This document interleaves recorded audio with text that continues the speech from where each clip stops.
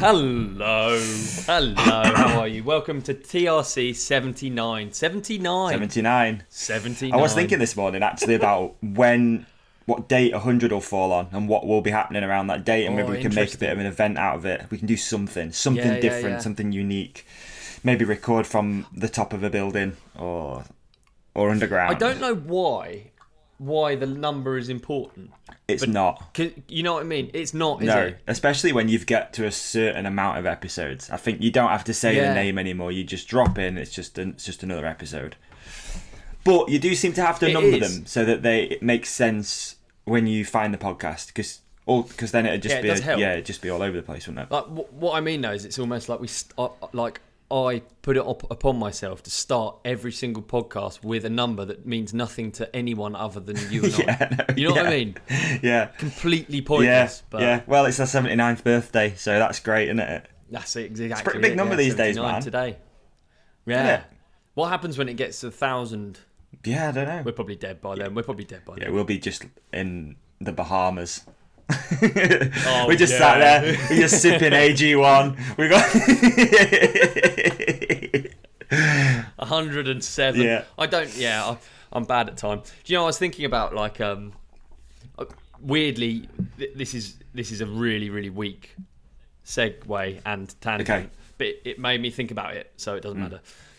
I was watching I went to George's parents' house, and I was watching something called Traitors. Have you heard of this? No, I haven't heard of it. I mean, it's a game show, so I don't have normal TV, so I never get to none of it ever comes up. All I ever get shown is like YouTube algorithm, which is probably not a good thing. But anyway, a normal TV is like a sort of an average algorithm anyway, isn't it? So this show, basically, it was quite interesting actually. Normally I'm not into that sort of stuff, but it was like an analog game show. So what do I mean by that? I guess it's almost like a murder mystery. They're all in a house. All right. Everyone is in this house and they have to do challenges. 2 of them have been assigned the role by luck as traitors. So there's 2 groups. There's called Faithfuls, and then there's another group called Traitors. Okay. And really, those like names. This is what I was thinking about. Those names are like weighted. You could call them the Huggy Wuggy Teddy Bears, the Traitors. Yeah. And it wouldn't change anything. Just like as like in terms of like the rules of the game. So overall, if anyone's listening and they haven't seen it, this is boring, and I'm too stupid to explain it. But I think what I mean is, it's like the power of calling one group a bad thing or one group a good thing. Yeah. Do you understand what I mean? Yeah, definitely. Yeah, it does carry some weight. Ultimately, and it instantly changes what you think those people are going to be like. All of those people are playing for the same cash prize at the end of the thing. So all of them, it's in all of their interests to be the last person standing. So in that sense, there is no actual weight between one group that sounds good because it's called Faithful and one group that sounds bad because it's called Traitor. I don't know. I just found it interesting. That is interesting. It just made me think, is this a late night game show, or is this a daytime game show? It's not a sexy one. I think it's quite prime time. I don't actually know.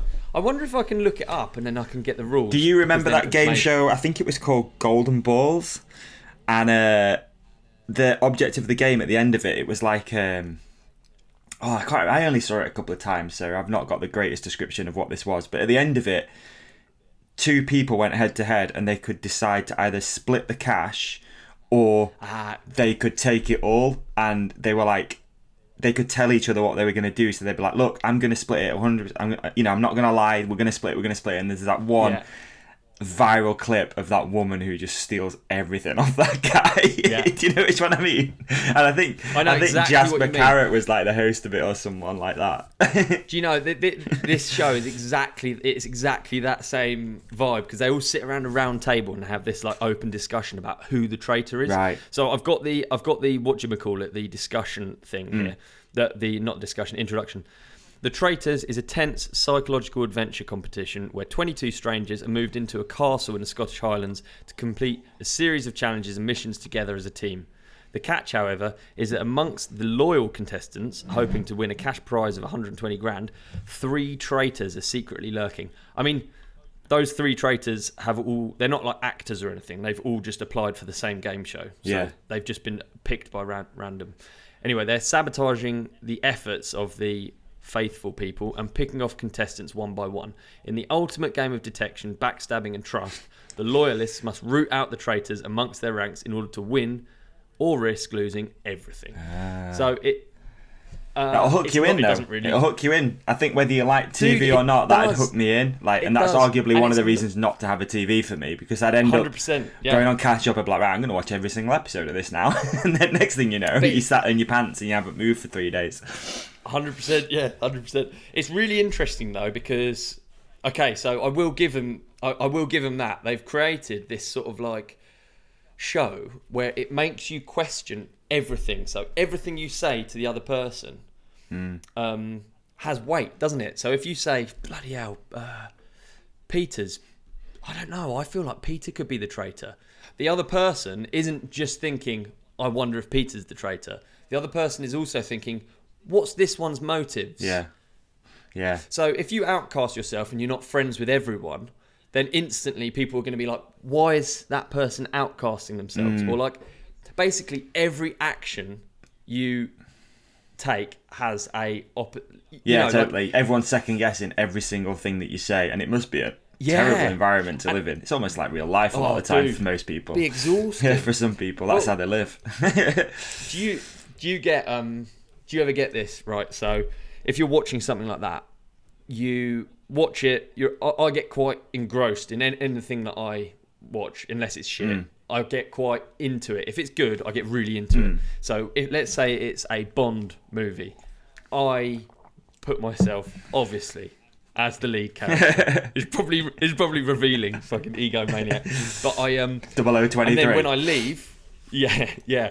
And then when I leave, I'm almost looking around corners. Do you know what I mean? It has like a lasting effect. It wears off, but it has like an effect on me afterwards. Like my brain is it doesn't just switch off as soon as the program stops. Yeah. And watching this traitors thing, really, because I really was watching it, I was engrossed in it. I was like, I was thinking about all the I was trying to work out how you could cheat the game almost. Right. Okay. Whether there's like a sentence you can say that just sort of puts everyone at ease, or whether there's a way of approaching it, like. Yeah. Because they sit around a round table and they talk about who the traitor is, and then they vote out who the traitor is. So it's like a group decision. They all hold up a board and they all come together, and it gets really heated. Wow. It's really like it's like this. Davey, you said something earlier to me.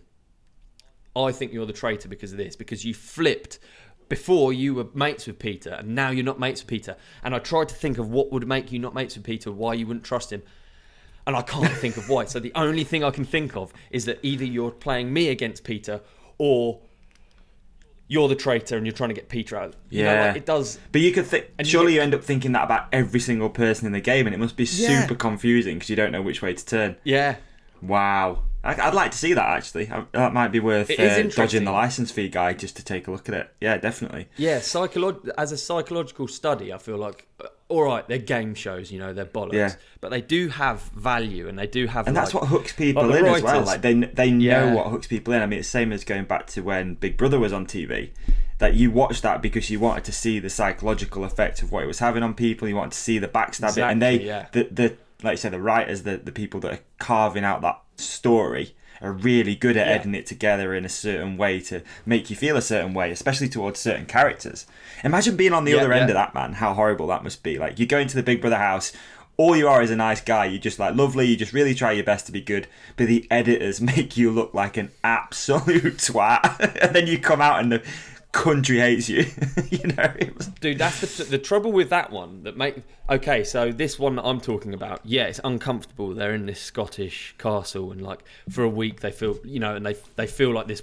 It would feel like the world is very small and it's very important. Every move matters, but at least they don't then have public intervention. So the thing about Big Brother that's actually really scary, I mean, it's just become a normal thing now, and I feel like those reality shows have lost a little bit of their power. Yeah, I think so. But these people come out into the world. They've entered a silly game, and they've come out with people fucking hating them.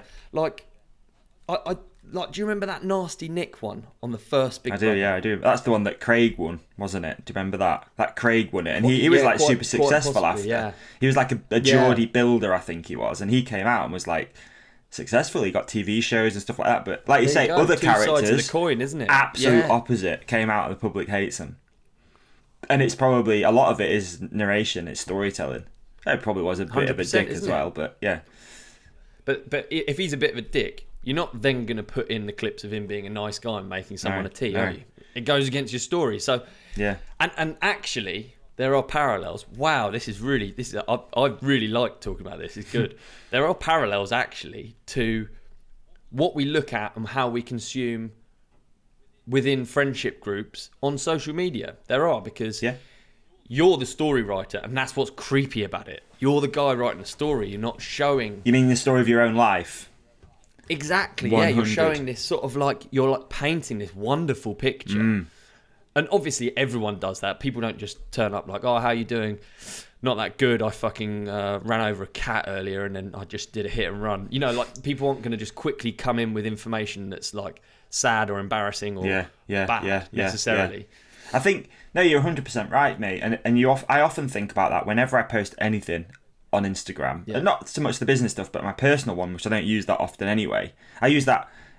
I think I've got a pretty good balance with that now. I think it's a place just to store a memory. If something big happens, that's good. I'm like, okay, I'll just put it there because then I can look through it. And it's really cool. Sometimes you can go through and you scroll back and you're like, oh wow, I forgot I did that or whatever. I use it like a photo book and a memory bank. Memory bank is funny. Yeah. But yeah, you're right though, that people, you carve out this narrative of yourself, and you got to be mindful of that all the time, of like, what are you putting out? Are you being real? Do you think there's many people that are in our industry, like in mountain biking, that show all of it, that show everything of like how real it... No, I don't think so either. I don't think there's many people that really do that good.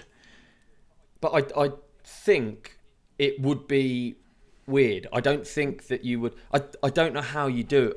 Honestly, it's a fine balance, isn't it? You make your filters fair, and everything can come across of like you're doing it for attention, and that's the problem. I think it's you post something and it's like, it could be...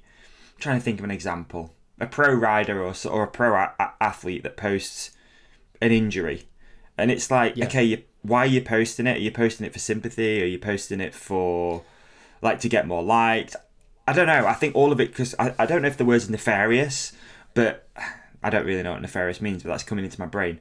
But you have to be really mindful of like why you're posting it and what you're doing it for, or is it just for attention? I don't know. I think I hope this is all right to talk about. We spoke about it briefly when I was in Surrey about the Ken Block thing. I think that's a good example, actually. Yeah. Right.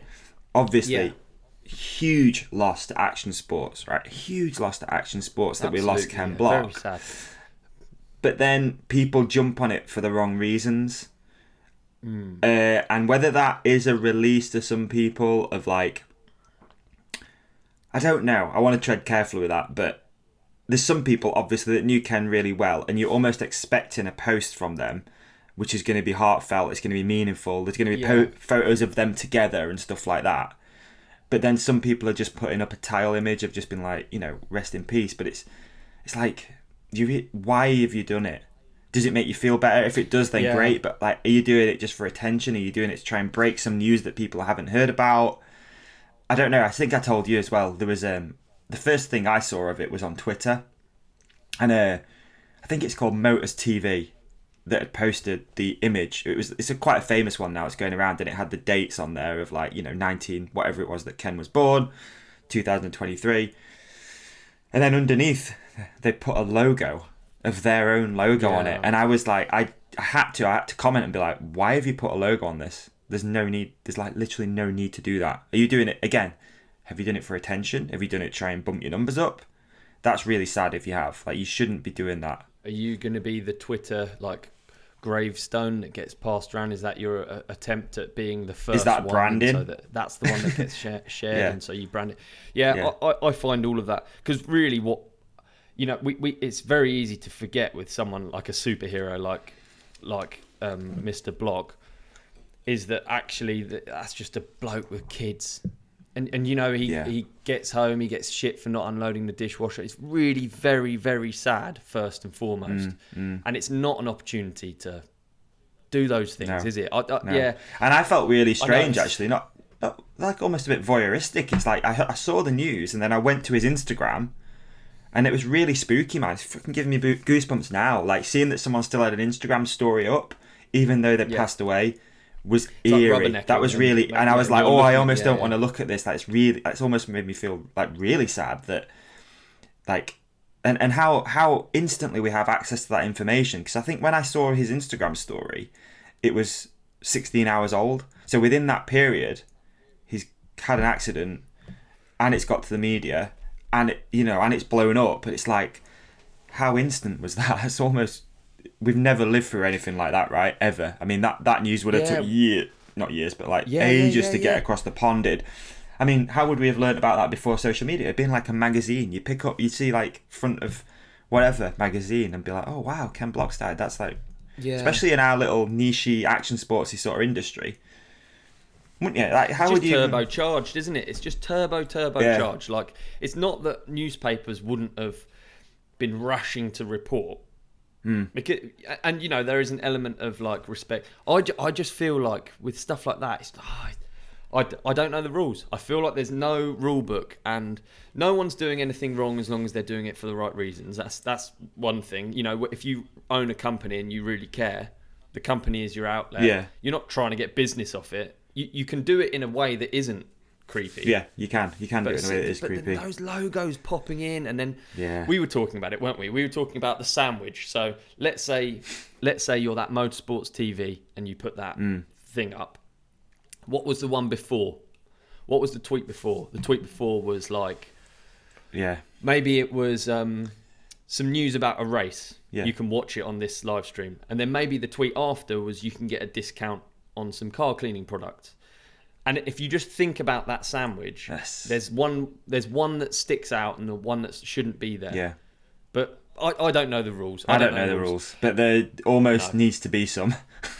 There almost needs to be some, because it just doesn't look good, and it just seems disrespectful rather than respectful. That's the thing. Absolutely, I'm with you.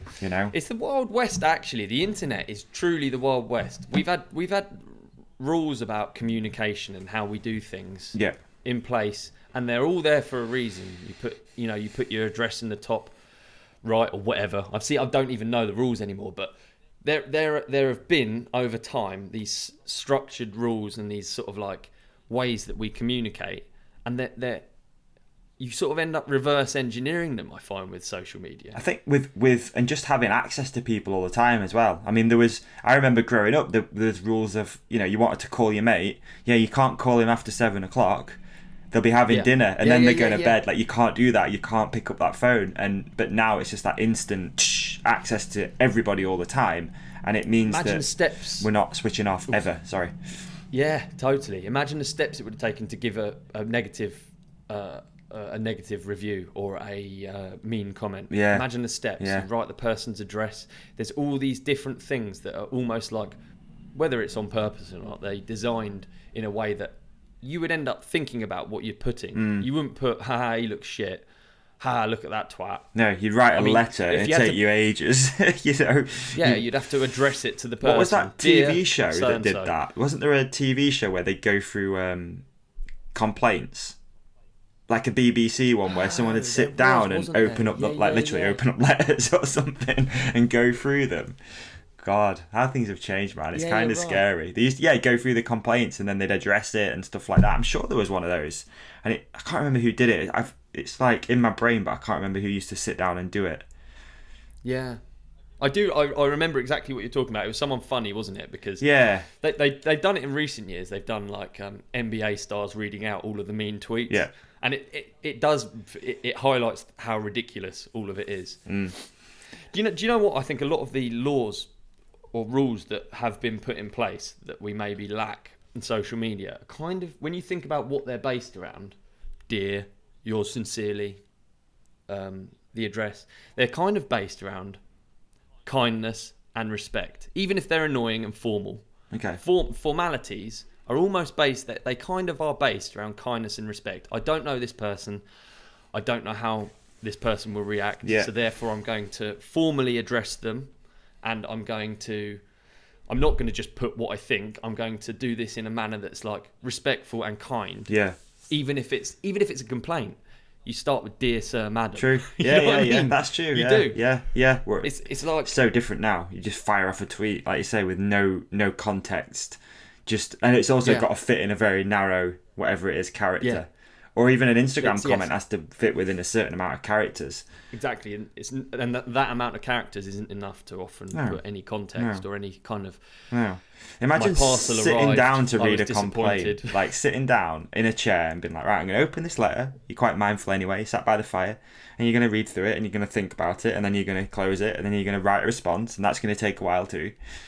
And then you're going to post it off. That'd be like so different to what it is now. It's just, you're probably driving or something, and you're just like tweeting back or whatever. Just like, dude, it's so true. The rate at which we burn through shit, the rate at which we burn through information, has changed drastically, even over our lifetime. To think that there was no internet when we were younger. I know. I think we've lived in that perfect period though, dude, of like we saw it come around, and especially with the internet. I remember first getting the internet, but before that, been so excited to sit and read a magazine or get that latest DVD, and now you just, I know we talk about this a lot actually, but you scroll past content that 20 years ago you'd have been absolutely frothing to see it. Enthralled. Yeah. And you just scroll past it and go, I can't be asked to read that, or can't be asked to look at that. And people are slaving their ass off to make these images or videos happen, and you just scroll past them. It's like really sad when you think about it.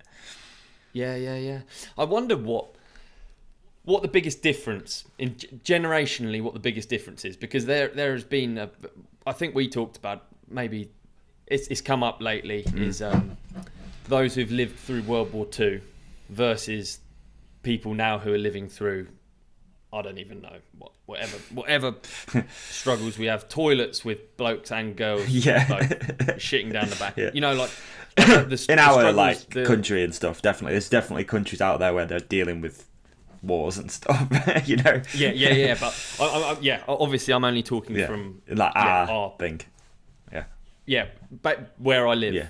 Like the difference in the person, let's say just England is the control. So someone who's lived through a war in England, and now someone who's lived through whatever they're protesting this week. Yeah. Now. Yeah. Like cultural appropriation or something. It's like what that difference is. Yeah. What the kind of the biggest gap it must be kind of maybe a bit before us, our generation. I don't know the generations, so I wouldn't say, but maybe our listeners would have some thoughts on that, because I feel like it's huge. I don't really know who listens to our bollocks, but I'm sure every single person has an angle of their own. And, let's say we talk to a Gen Z like Benny, he won't even know what we're talking about with a lot of these, like, when you talk about like reading a magazine article. And I think our parents especially, I think they've seen probably the biggest changes, because they've seen all of this technological advance. They've gone from playing Pong on a TV as a kid to now being able to do like virtual reality, crazy internet games, right? Like that's a huge advance. Whereas I think we saw a little bit of it like with actual video games maybe, or like an N64 or something like that. Yeah, it's a micro. We had like, I mean, obviously the first games console I had was like a SNES. So that was like the original, was it a SNES? No, Nintendo Entertainment System. Yeah, SNES. So that was one with the cartridge games that you put in and pressed it down. Yeah. And it had like Exciter Bike on and stuff like that. That was like my first one. And even that to our parents would have been like, what are you doing? Like, you're controlling it from your hands and stuff. It would have been so crazy to them. And then, now you look at it and I don't understand most of it, dude. Like, I'd struggle now with a PS5 and stuff. I don't do any of that stuff. Right. Would you agree with this statement? I'm going to swerve out of my lane here and talk about something that I have no fucking idea about, which is fairly usual, I would say, for 25 minutes into a podcast. Weekly. Generally, with stuff, I just listen to myself. I sound so stupid. Generally with stuff, would you say there's a steep part of the graph and then it tails off? So whether it's your development at a skill, whether it's sort of like technological advancements, whether it's kind of even in just self-improvement, you get to a point and it becomes harder to make the gains that you were making. Definitely. Like exponential growth is a rarity in reality. Yeah, I think you see... I could be talking complete shot. No, I think when you get into something like a new hobby or anything, like say anything, you have a fast growth period and then it gets way harder to continue on it because you get to a certain point. And I think, let's use biking as an example. Like you could probably get to a point with let's try and think. We'll use like... Okay, I'm going to try and use like dirt jumping as an example. So you can get to a point quite quickly where you will get through a set of trails. You might be able to do a relatively basic trick, maybe a one-hander, whatever. But then that next level up is massive to three in the middle of a set of trails or to flip in the middle of the trails. Yeah, there you go. Yeah, so that's the steep part. That's the steep part, yeah. The steep part is the first bit. And then when you get... Let's see where Emil is. You can't imagine that it's steep because there are quite simply less things to learn. Like, true. You've got, at the top of your game, there's just, you've already ticked so many things off by that point. And also there's so much information out there with anything. It's like, again, let's use meditation as an example. Like you can learn so much in quite a short space of time and you could probably get competent at it, but then level it up to go like a seasoned meditator is quite a slow journey then because you've got a bit you've accumulated some of the knowledge, but then you then have to like keep advancing it and learning little bits new and stuff like that. Is that what you mean? No, it absolutely is exactly what I mean. Like, and I feel like maybe maybe when we look back at like it's difficult because humans can't see beyond their life. So we think in 100-year because we're that self-important. We think in 100-year periods. So that's why we even do this generation thing because it's a lifespan is what you can think in. When I was 50, when I was 20, when I was 80. Yeah. You can't think beyond. You can't think like if I had made it to 200. You can't think because there's no point. No. Because you're not going to make it to 200. No. So it's like we're flawed in that respect because maybe I'm thinking that this graph tails off because I literally can't perceive what will happen in the future. Okay. I can't perceive what it would be like to have a robotic... Yeah, but that's the thing. I think we always go through these periods where you look at technology, for example, and you go, well, this is it. It can't get any better than this. But then something that you've never even thought of does come along and levels it up a little bit more. Look, I remember, dude, imagine when you first got like the iPhone 3G and you were like, this is it. Camera, social media, everything's here. This is it. It doesn't get any better than that. But it does, doesn't it? It does keep getting better than that. It continues getting better than that. And the camera gets better and 5G comes along and like AR comes along and AI then comes along. And the AI thing at the moment is crazy interesting because I don't understand it at all. But the fact that there's these programs out there that will write copy for you and all you have to do is tell it what to write. Tim from Wales actually sent me an example over, which was really interesting. He used, I think is it called Chat ATG? He might not have used that one, but there's a famous one called Chat ATG, and he asked it to write a script to interview a famous podcaster. I think he did, and it wrote a whole script, the whole thing. All the questions were right there, and it was like that's crazy. And this obviously that's going to get all these copywriters, dude, that like that's their job is to write copy. Imagine if you just type in, write a description for this new DMR stem. Yeah. 30 seconds later, brrr, there it is. Whole paragraph. That's someone's job like gone, you know?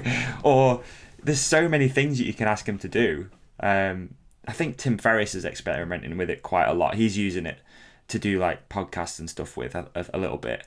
But again, who'd have thought, God, for me, 2 years ago, that'd even be a thing. I mean, I'll be honest. It absolutely terrifies me because it basically like where does it start? Yeah, and like if you really set it free, again, just sound. I've actually spent so much time thinking about it. For some reason, it's like the films that really grab me, like Her. Do you know that one? No. With Joaquin Phoenix? No. There's just a few films that just really, well, I guess, there's so many films. It's fascinated people for years. Terminator. Yeah. Like Ex Machina. Have you seen that? Yeah.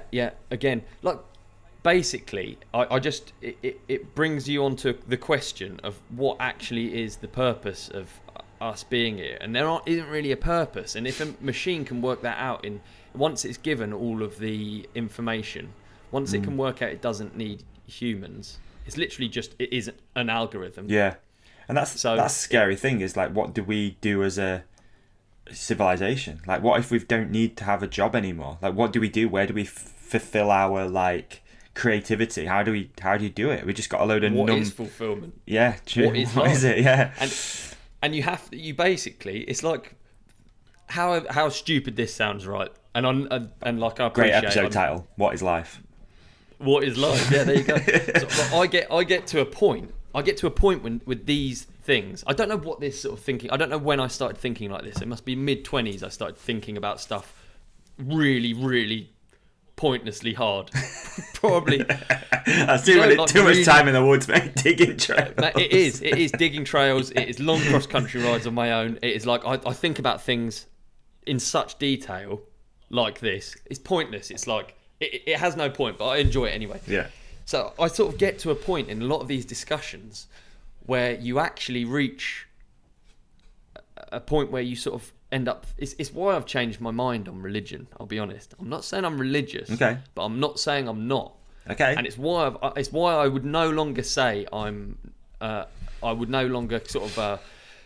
I mean, what even does it mean? But I would have, at one point in my life, after I read that God Delusion book, I would have said, oh yeah, I'm an atheist. Yeah. That Richard Dawkins one. Did you ever read that when you were younger? No, I'll add it to the list though, for sure. The God Delusion. I don't even know if it's relevant anymore. At the time, it was a big thing. Everyone talked about it. He was like this shining star of atheism, I guess. And I just get to a point and I think, well, if everything is if everything could be done by AI, for instance, then I don't know if it's really for me.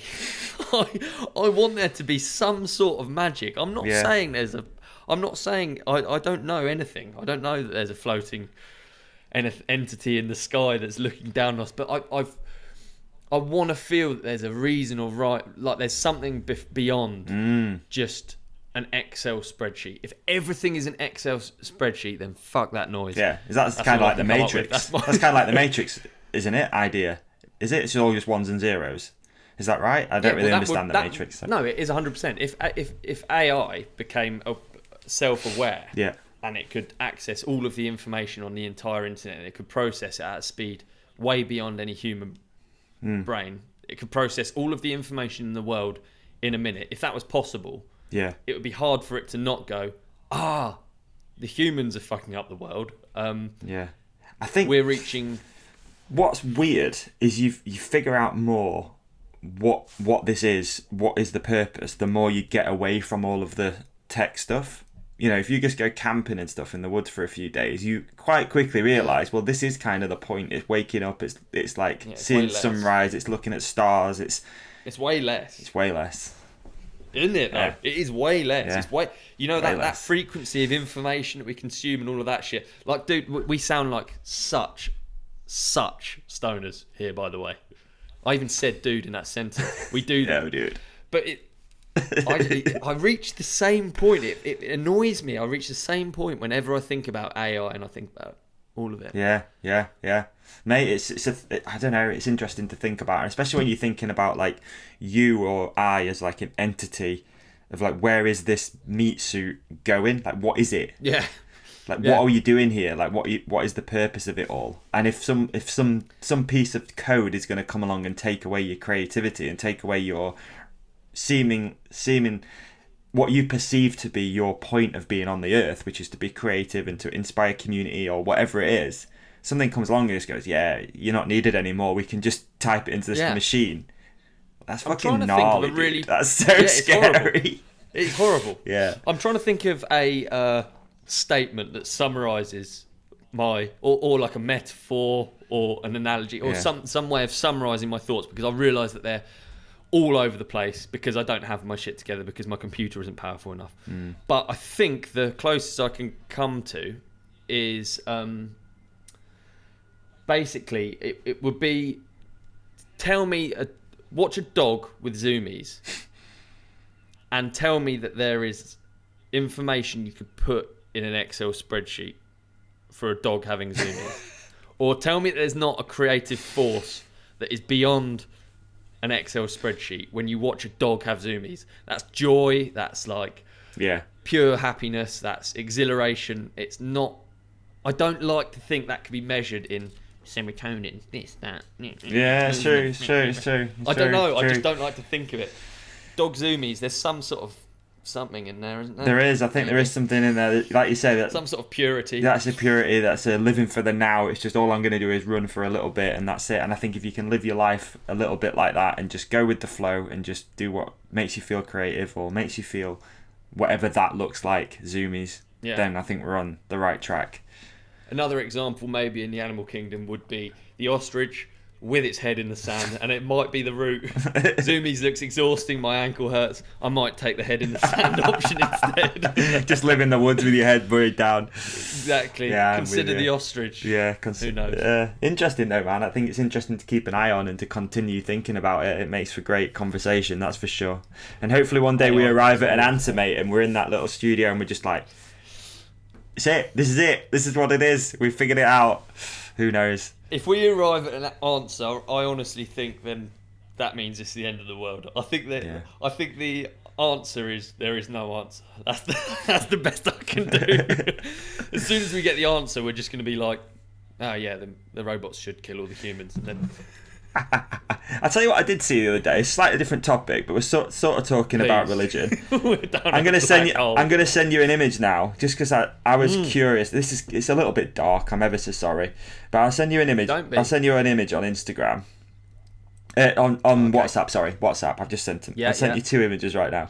Now I didn't know this was a thing. I don't know if they've come through yet. It seems to be kind of slow, actually. Apologies. Oh yeah, it's not working. Hang on. I hope we don't lose people with these kinds of chats. I hope it's not too. I don't know. I think it's stupid. I hope. Hopefully we can get an expert in one day to talk about some. I don't know who the expert would be. God, I don't know. What the expert would be on. So I just sent you these 2 images, dude, and I just thought I'd bring this up randomly because I found it super interesting. Nice one. I've got them, so I'm going with the old one first, the longer. Yeah. Okay, so that is okay, and we'll see if Dougie can pull this image up. And it's kind of dark, and I'm so sorry for bringing this up because I'm probably going to regret it. Fucking hell, yeah. I didn't know that that's what certain graves were like. So here's an image. So let me tell you the little context behind this. I went to meet a friend of ours for a coffee the other day. I was running a little bit early, so I was like, okay, I'm going to go for a little walk somewhere. I drove past the graveyard, and I thought, nice, I'll go for a little stroll around the graveyard. I kind of do find it interesting and also quite humbling. It's kind of what we're talking about in a weird kind of way. Just to have a look at graves sometimes and read the dates and like, it's quite a humbling experience. Some of them are beautiful as well and whatnot.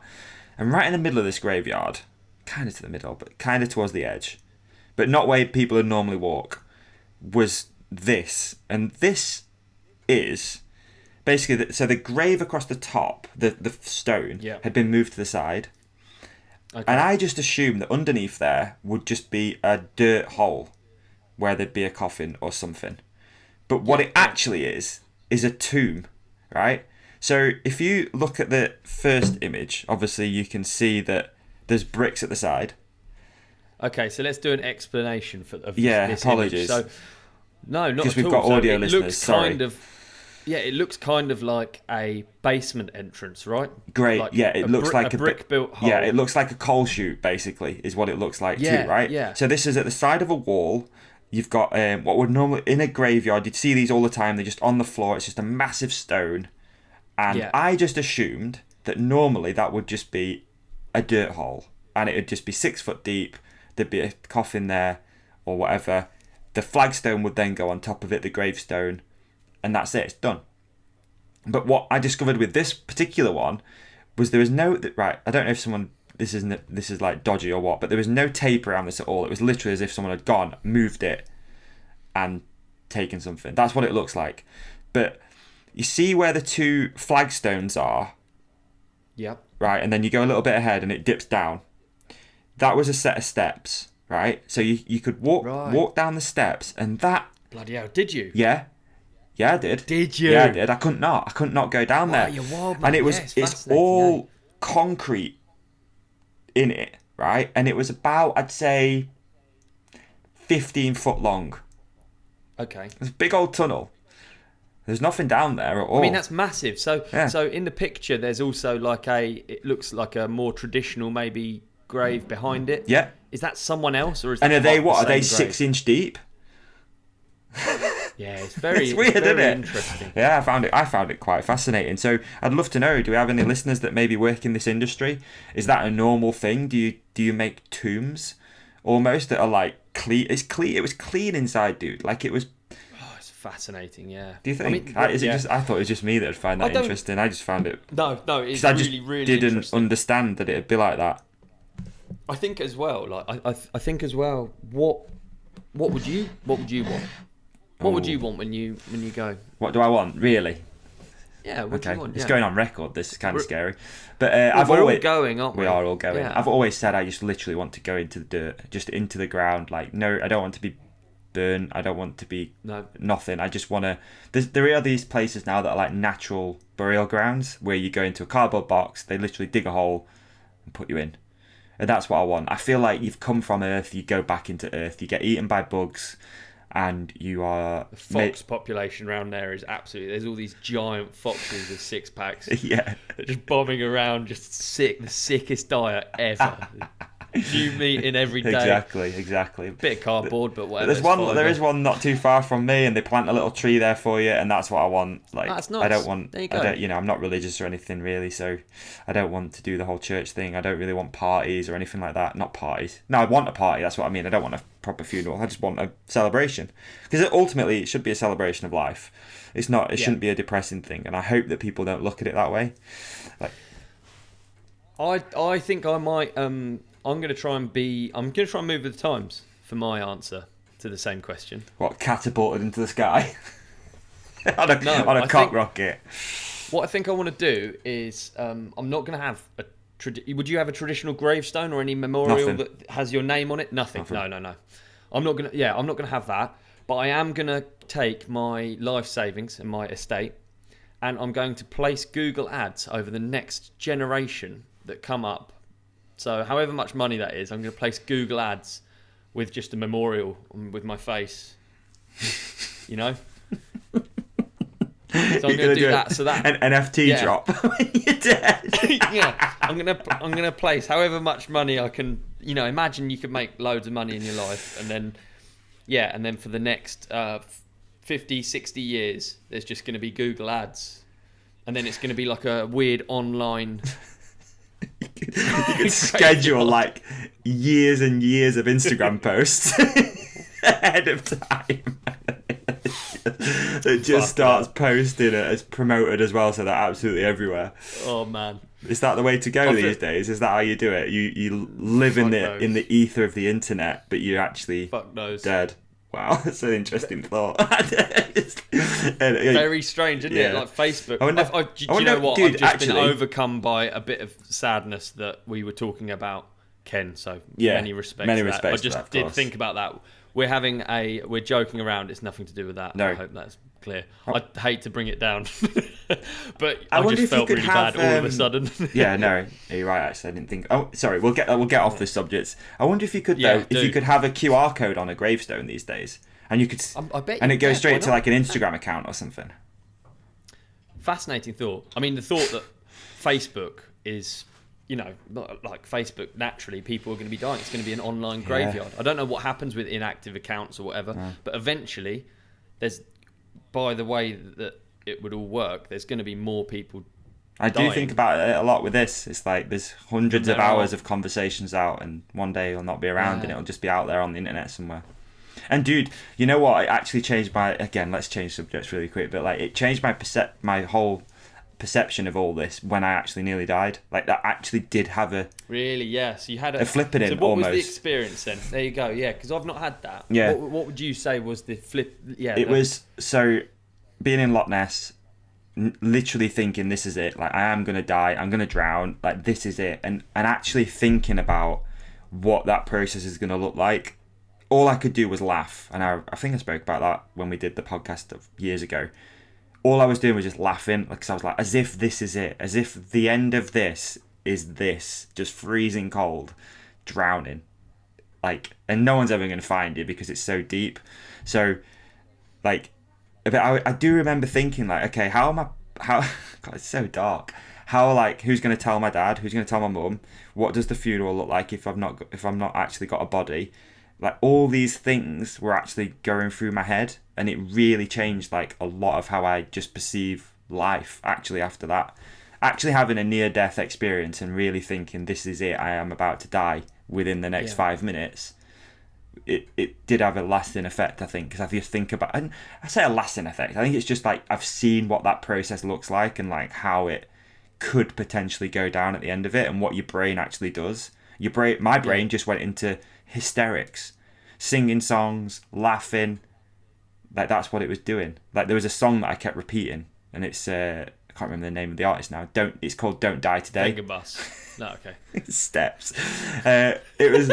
I'm just like 5, 6, 7, 8, and I just remember singing the song. I was just singing the song, "Don't Die Today," just screaming it, shouting it, waiting to die. Mad as fuck, dude. It's crazy. Fuck, it is mad. Isn't crazy. It? Just waiting to go. Anyway. Yeah, I've given a stupid answer for my what I would actually want to do, but out of respect, I don't know. I think, to be honest, my answer now doesn't matter because I don't plan on going soon. So I could give an answer as if I planned on going soon, but I don't plan on going soon. And when I do plan on going, or when I do eventually go, obviously I have no control over when I go, but when I do go, life might be different, and maybe there's going to be people that you leave behind that you want to be able to enjoy a memory of you. Because it's not for you, is it? You know, like we're approaching it like fucking bell ends. It's not for us to... Yeah. Do you know what I mean? Yeah, no, I know. It's not for us to say. Like, everyone's got a different outlook. Everyone's got a different thing that they want to leave behind. If I'm honest, if I went now, if I found out I was going now, I'd probably want a bench, because then my family could go and... Not a workbench, no. Not a massage bench. Just a bench with a nice view where my family could go, because there would be times where you'd want to remember someone, or... Totally. I don't know. Totally. Maybe I would... You just... Exactly Lake what we talked about Toba. earlier. Lake Toba bench. Yeah, there you go. Yeah. He loved this spot. He loved it. That's exactly what he would have wanted. This is where his soul rests. But you sort of... He sold his soul and left his soul here. You can't... Do you know what's funny about it is that you sort of do end up reverse engineering, exactly like we talked about earlier with the letters. Yours sincerely, dear, the address. You end up reverse engineering what's already happened, and of course you leave a memorial because it's for the people that you leave behind. Yeah. And like, you know what I mean? Like, none of it is... It's all happened before. We've had these thoughts before. We're not the first. We're everyone's such a... You know, to think that you're truly original is such bollocks, isn't it? You're not. You're just a fucking shitty. I know. You feel like it though, because you've got this sense of not self-awareness, but like what's the word? Like a grandioso feeling of yourself, and that everyone's gonna. Yeah. The thing is, as well, it's like when things happen like this and people die, whatever. So I didn't mean to say whatever then, but like life does go on, and that's the thing. It's like that's one thing Emma said about, like, especially the Loch Ness thing. It's like, if you had have died that day, the next day just carries on. Like, I just have to deal with it, and life just carries on. The train still drives past here. The neighbours still go to work every day. You know what I mean? The dog still needs feeding. It's like everything just but you're just not here. That's it. I was watching some film. I can't remember what it was. Dark. Good though. Yeah. I find it. Yeah, it's cracking conversation, mate. After however many episodes, I don't know how we managed to do it. Still find things. I was watching a movie the other day, and it followed this person. They were being prosecuted for blah blah blah. They had this lawyer that they were working with. Them and the lawyer, obviously, you see a lot of their conversations, and their deep conversations. They're about what they're being prosecuted for. And she's giving advice. She's asking questions. You know, you feel like there's a real sort of a bond between the two of them. The hearing happens. She gets sentenced, and then it's like the lawyer is like, "I'm so sorry. You know, it's all tears. It's terrible.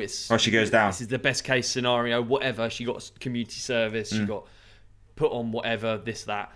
And she goes, "Oh, I'm so sorry," you know, offers a shoulder to cry on. And you feel like that bond is there, that human bond is there. But then she's like, "Right, I've got my next appointment now." And you just, it was conveyed really well in the movie. And it was exactly how it would feel. It carries on. And the lady who's been prosecuted and has to deal with this new part of her life is just there, alone. And I feel like all of us have had that, whether it's in a breakup, whether it's... Yeah. Whatever it is. Hey, look, dude, even if it's a fucking warranty claim, it gets to a point and they're like, there's nothing we can do. And you're just like, the wind blows. Yeah, so true. There's just everything that happens is, you know, ultimately you've got to crack on, haven't you? Yeah. There's no point in dwelling on any of it. That's really, so true. That's a great way of looking at it. It is. Wow, I'd like to see that. Do you know what the film is? Yeah, I'll find it and show it to you. Yeah. Okay. It was just a moment, and it's not like the film's very good, but it was just a moment that made me think. Because you get that feeling. I feel like part of the reason why we have these conversations, and I feel like there's original thought, isn't actually egomania or narcissism. It's not that I think I'm the centre of the universe. It's actually quite often that I feel quite alone. Okay. And you feel quite like alien sometimes. I do anyway. I feel quite like, fucking how did they not think of that? Or how can this person not know that I'm here? Or how can this person not... You feel quite like, well, I wouldn't do that. So why maybe that loops all the way back and that puts me in the centre again. So maybe it is. But it also makes me think of people that have jobs like that and how ruthless that... Not ruthless, but like how hard mentally that is. Especially maybe if you work in a hospital and someone literally dies right there under your care. On to the next one. Yeah. You know? Whereas I definitely couldn't do that. I'm not saying they're not empathetic, but I have a lot of empathy, and I think I would... Yeah, I don't know how I'd deal with that. I think empathy is definitely... You would, though. Yeah, you would. I believe you would. Yeah, you would. I believe you would. I think it's just... But then, at what cost? Yeah. Doing a job like that, I'm not going to say, like, I don't want to do it. I don't want to work in a morgue or something like that. But I don't believe I couldn't. But it would be at a cost, and I would end up different. Or I could be a totally different person, because that's exactly what my dad wanted me to do after school. He was like, what do you do? Work at Undertaker, like as an undertaker. He literally like almost got me a job. He was like, because my dad being a car mechanic, he used to look after the fleet for this John Smith's funeral directors in Sheffield. John Smith's. I'm sure it's John Smith's, but it's just so funny that it's called John Smith's. It's so common. But yeah, looked after the hearse and stuff, and he always was like, "Oh, it's a good job there, mate." Or you get a free house, you live there, you go out, you collect the bodies, you bring them back. Like, that's a great job. And I was like, I don't know if it is. And he was like, well, the blah, blah, blah, the guy's just left. Like, you can have the job if you want it right after school. Like, life would have been so different, you know? Yeah, it would have. Yeah. But I mean, maybe you would have found your bliss. Follow your bliss. You know, the fact that it's... I don't know if you can, like, separate it. I think that everything has a cost. I think that high-flying lawyers, they're constantly stressed and worrying about it. That has a cost. Yeah. Yeah. And it has a lot of, like... There's a lot of friction that they come under, and there's a lot of, like... Totally. It's quite combative, isn't it? Yeah. And like... Yeah. It's a weird thought. Like, what actually could you be... Yeah. Yeah. What comes with the least cost? Yeah. I mean, arguably, sometimes I just look at... I go in a coffee shop and I think, oh, this is nice music, and I think, I could hang out here all day. It's raining outside. Maybe I could work here, have some light conversation with different folk. Yeah. Serve up some coffee. Sometimes I look at those things and I think, that's all right. It's like quite manageable. I do that as well, quite a lot. Yeah, wouldn't feel overwhelming. See myself in that sort of job for sure. Maybe one day. Yeah. Easier than a podcast. I don't know. Yeah, man. there you go. Well, so what else? Wow. We should probably talk about biking, man. Yeah, because we've covered like sort of really some topics that we have no business covering so far. But hopefully it's made people think. What? Get back to what we know. Maybe they've all tuned out by now. We see the hardest spike ever when it's like, yeah, think about the meaning of life. Couple of idiots. Oh, God, it's so funny. So, here's a question I'm going to pose to you then. Talk about biking. Let's hear it. What does Sam Pilgrim signing with Canyon actually mean for Canyon and biking? What do you think? You know Sam, you're friends with Sam, you've seen the come up, especially through YouTube. What does it actually mean? But also the impact that has on both brands, actually, both the opposite ways. I think that's interesting to think about. Well, I think he's had a fantastic journey with high bike, and he's sort of like one of the first people to ride e-bikes, actually. Yeah. And he doesn't care, and he rode them because he rode. I think he did a great job for high bike, and he's going to do a great job for Canyon. Yeah. Round of applause for Canyon. Round of applause for Sam Moment Pilgrim. of silence for high bike. Yeah, absolutely. But honestly, I think if you think of someone's career that has been an FMB world champion, I mean, he was the winningest person for a really long time. He's he's really elite. It's easy to watch him go downstairs in a shopping trolley and forget that actually he's done years and years of competing at highest level. Yeah. If you're one of those people that has held up the FMB world title, I feel like you should be on one of the biggest brands, and I'm really pleased for him. To me, it feels like the recognition that he's deserved for a long time, and actually probably should have had a long time ago. Yeah. I don't know. No, I'm with you. I'm stoked for him. Yeah, I agree. I think he will have done a hell of a lot for the high bike brand for sure. I mean, you look at the views that guy pulls in. I mean, it's really quite something. It really is. It really is something, and to be doing it so consistently is mind blowing. And I think he said something quite interesting in one of his videos, that high bike were going one way and he wanted to go another. They wanted to basically do more like long e-bike riding, that sort of content. I think is more like adventure-y and stuff like that, and he wants to go the opposite way, which is pushing these bikes to the absolute limit, huge jumps, whatever he said on the podcast before, doing tail whips, back flips, flip whips on e-bikes. What he does best, what he does best. He enjoys on a bike. And naturally, I think he needed different bikes for that, lighter, however you want to look at it. He needed a different bike brand to get behind him, and I think it's so sick that he's joined Canyon. It really is cool. Great move for Canyon. Already you can see that people are super hyped for him. The comment section of all of Sam's videos are arguably the most positive thing on YouTube. I think if he doesn't seem to put a foot wrong. I don't know how he's doing it, but hell of a sick job for Sam. And you know what? It's cool that I know everyone does it. It's almost like the job of a politician, isn't it? When you change a sponsor or whatever, you can't burn one. And I feel like it has been so far from that it's really cool to see how well it can go, almost, isn't it? Yeah, totally. Yeah, totally. Yeah. I mean, maybe a bit of a clickbait title on one of his videos was like "I quit" or something, but I read it. I was like, it's just hilarious. That's just funny. He obviously hasn't just quit. Yeah. He's just gone for the clickbaity title. But super good just to see him on that brand, and also a brand that I think relatively. I'd look at Canyon as like quite a corporate brand, but also they seem to have a great mix of athletes like Fabio and the collective team and stuff like that. They seem to spread themselves quite beautifully around all of biking. Does that make sense? Yeah, totally. It's just good to see him. To me, it's just really good to see him in the sort of somewhere where I do feel like he belongs. He deserves to be on a giant big brand, and well good. Well done, Have Sam. Have we got any more team changes and stuff? Yeah, well done, Sam. Mate, there's been quite a few actually. There's a few that stood out to me. Jack Moyer going from Canyon. Yes. So one person joins Canyon, one's leaving.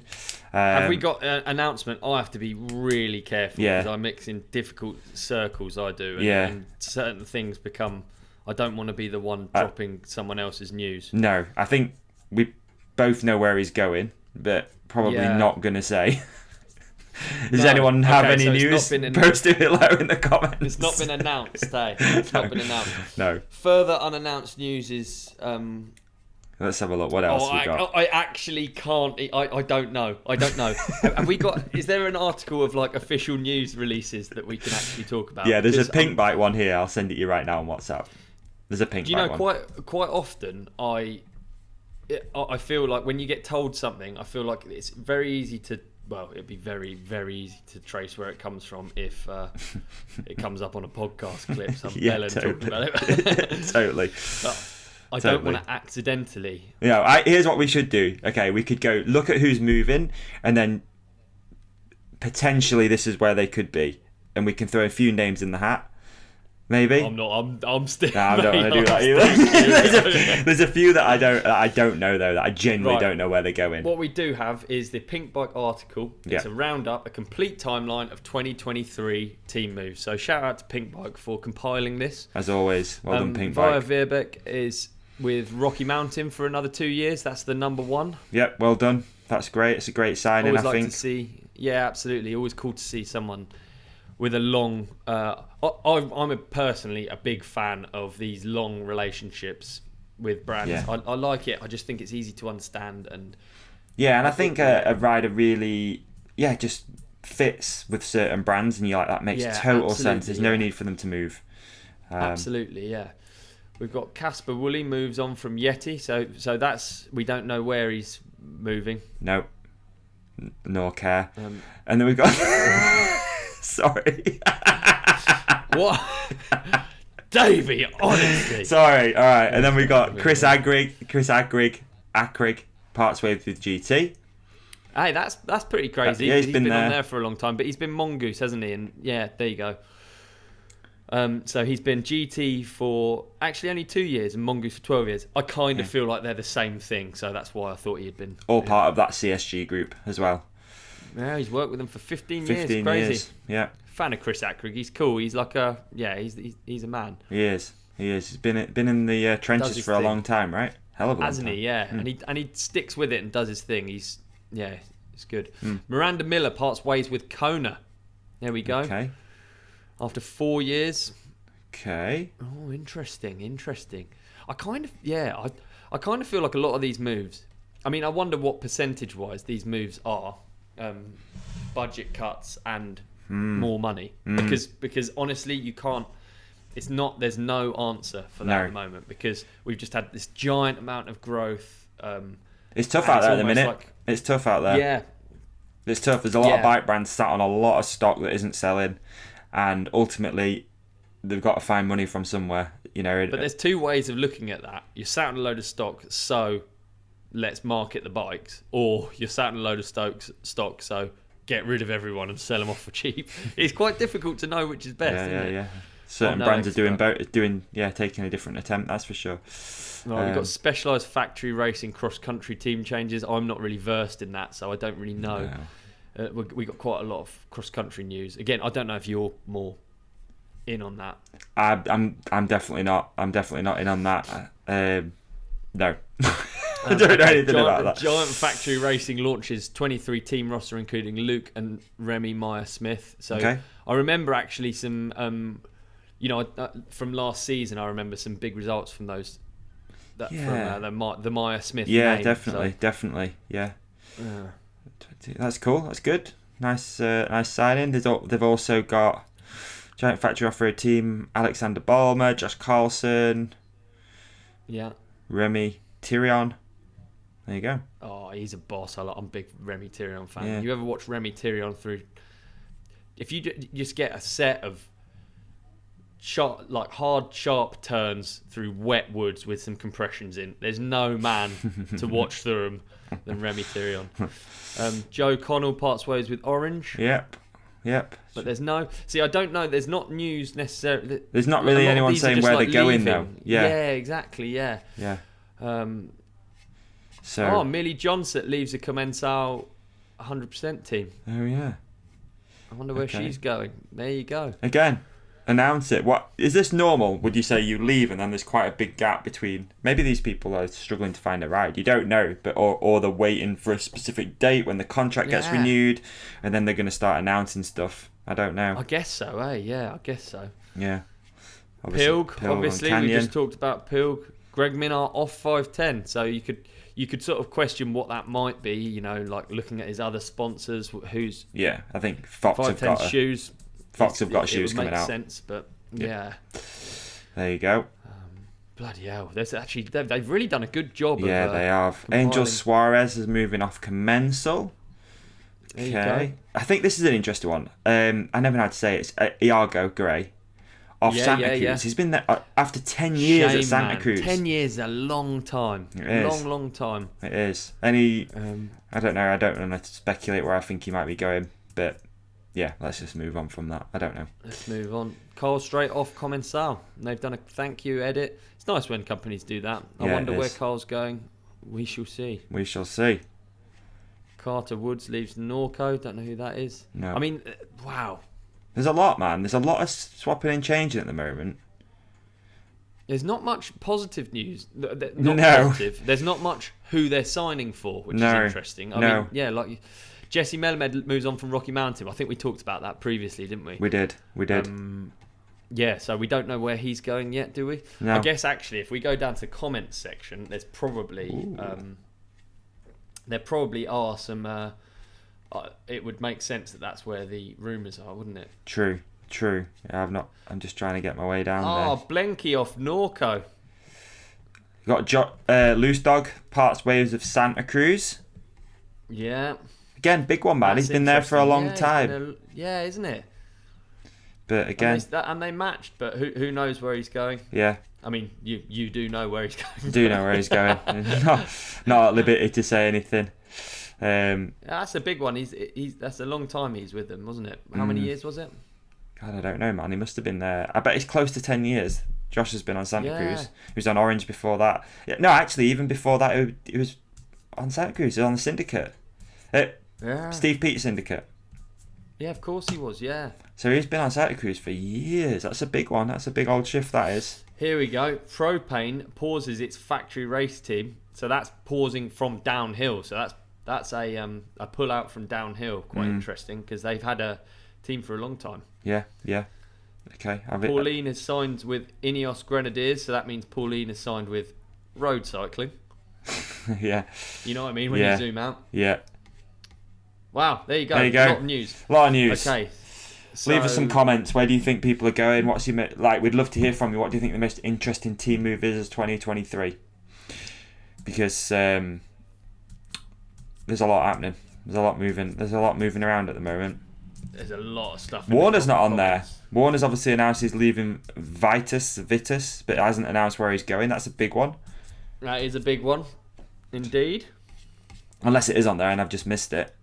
No, it's not. It's not. But it's mad. The rumor mill. I guess it's like. It's funny because it's like you expect them to release news straight away on where they're going. Yeah. You almost want to stagger it so it doesn't get lost. I tell you what, it's not easy changing. It takes a really long time. I remember, obviously, I was head to toe DMR for years and years and years, 13 years or something when I signed for Focus. And it was really difficult to move on to a point where people knew instantly. It was like, that first year, it was like really hard to... every time someone would come up and they'd be like, oh, what are you doing on that Focus? I'd feel like, a stabbing pain, like, I'm not doing my job well enough. I need to be better. I need to... So I think I really like...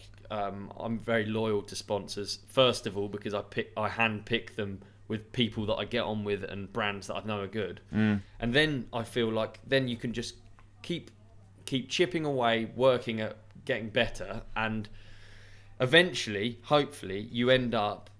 The idea would be to end up like Hans Ray, where you only have to look at him and you just instantly know what it is. This is part of the furniture. GT, Luck, clutch pads. You know what I mean? Cliff Bar. Like instantly, all of those brands come up. So it's true. It almost makes your job easier. What is like some of the when you first moved to Focus, what were like some of the biggest differences between riding on DMR and then going to Focus, which obviously is a bigger company, it's more of a corporate company. Were they owned by the Pond Group then as well? I think they probably were. No, they weren't. Okay. No, they weren't. Okay. It was a lot more corporate. I think and this by no means comes as like this isn't. I'm not throwing shade on DMR by any means. I'd started there when I was 17. I was a complete moron. I didn't know how things worked. My bikes were in terrible condition. I didn't understand my purpose. I was just like 17 and I was like, yeah, I can win contests and I'm the man. And you know what I mean? Yeah. Like back then, you're 17. You have no idea. You haven't got a clue what's going on. You don't know why you're even sponsored. You're just there doing it. And then, and so, I've grown up in that company and I still work with them today. And like, I think by the time I switched to Focus, I had moved on a lot and I was a lot more professional. But it's impossible for those guys to kind of view me in that way because they saw me so much. I'd become part of the furniture. So the biggest thing that when I changed was this kind of like renewed interest in me as a person and the things that I can do and my purpose within a company. And it was really positive. And did they approach you, right? It didn't go. Yeah, they approached me. Yeah. Okay. It was for Suzuki 9 Nights at the time. Right. Focus had sponsored a feature. I mean, it was the perfect storm, really. They had sponsored this horrible feature, right-hand hip, big Focus logo on it. They've got no one to send. Is that they can use in the posters.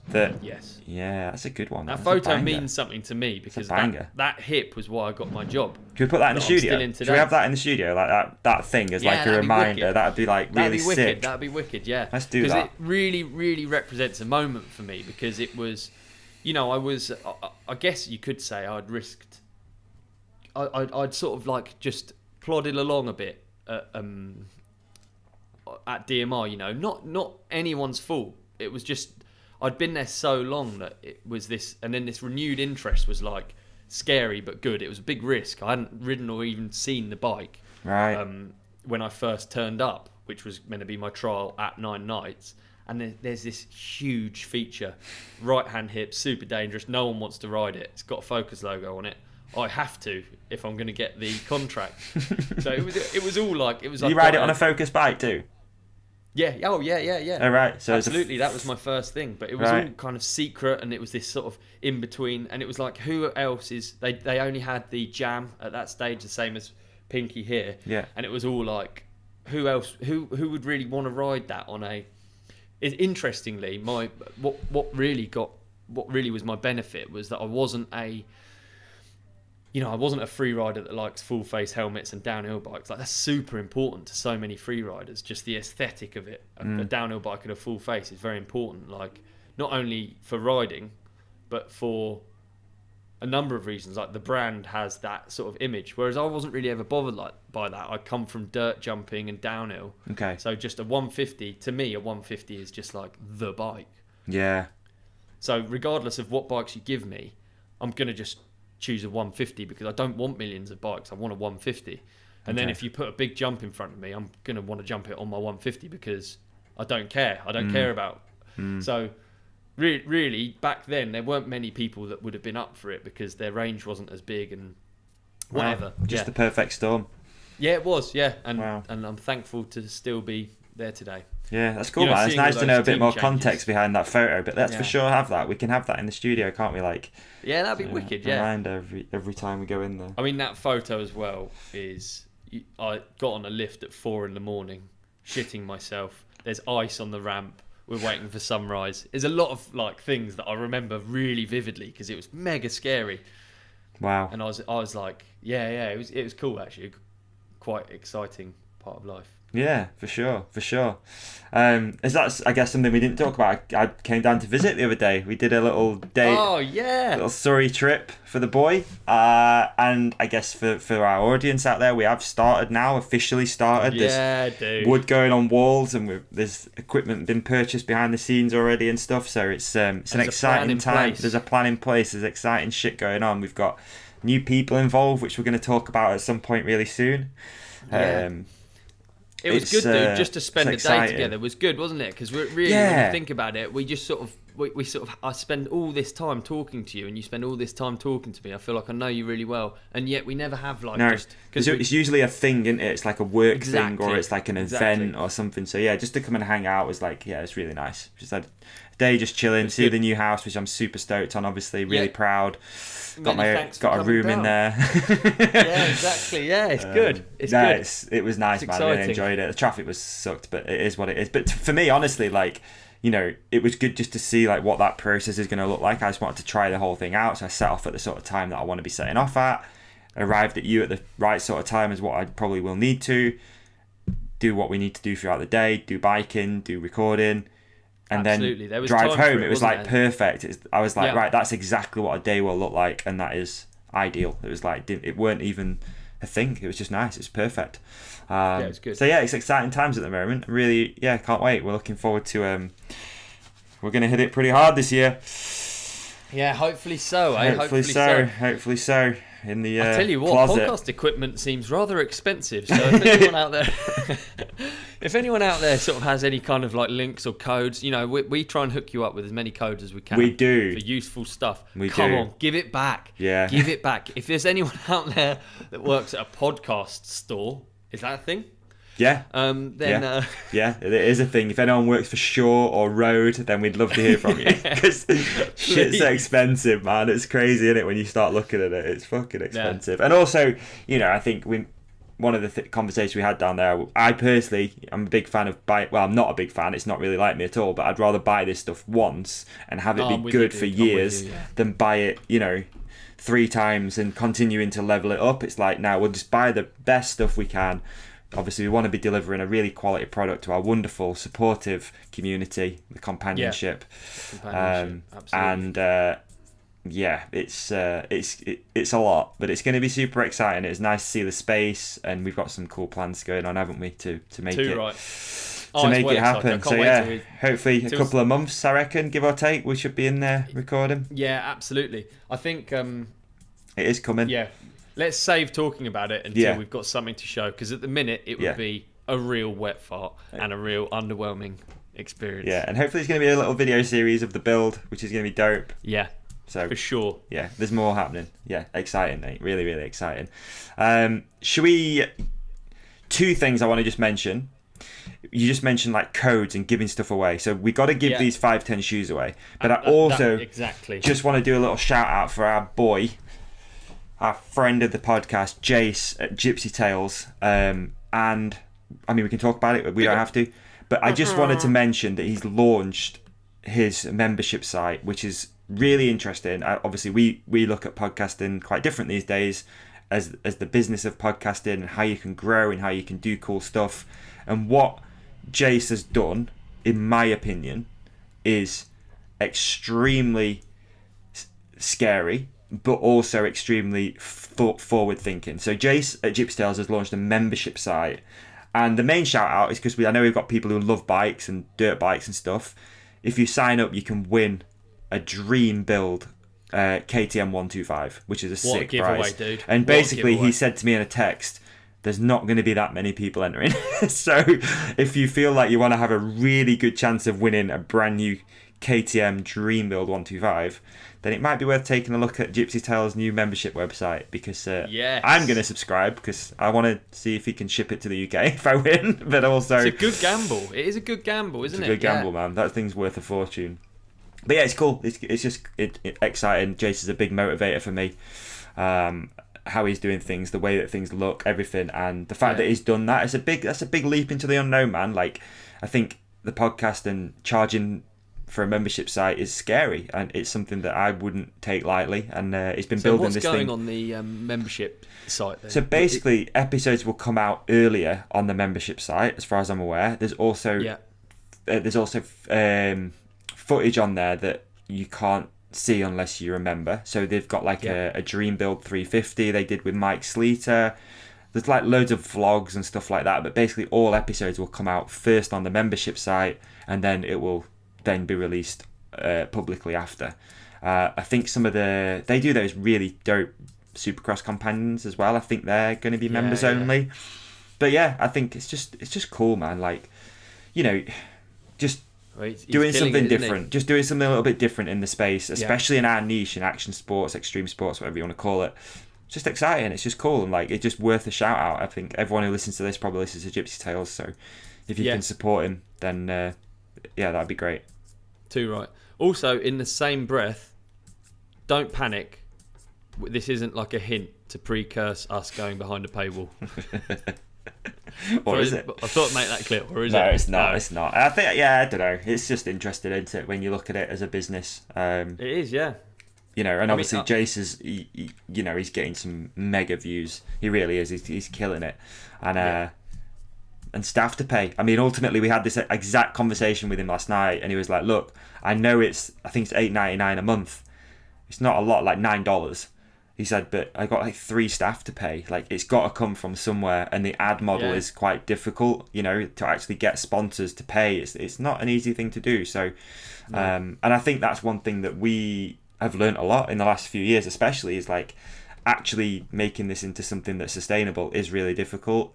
And everyone out there, thank you so much for the support along the way, because it means a lot that we've got sponsors on board and that you can actually make it work, because again, you don't have to bang on about it, but we do have bills and shit like that to pay. And like it would just get to a point where it wouldn't be possible to do it every week. Like it's a fine balance, isn't it? Because really, still ultimately for both of us, it's actually just fun.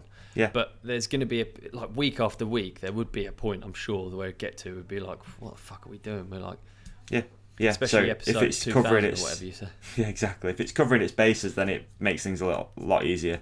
That's for sure. Yeah. So yeah, there you go. Little shout out for Jace, because he does it right, and he's supported us. He supported our podcast a lot. And great guest. He was a great guest. And a fantastic bloke. I have a question for you, Davey. Please let me hear it. Can you tell me what this sound is? I think you're going to know. I do think you're going to know. All right, you ready?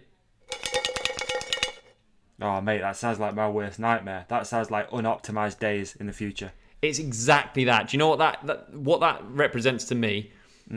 Is I'm not nutritionally complete.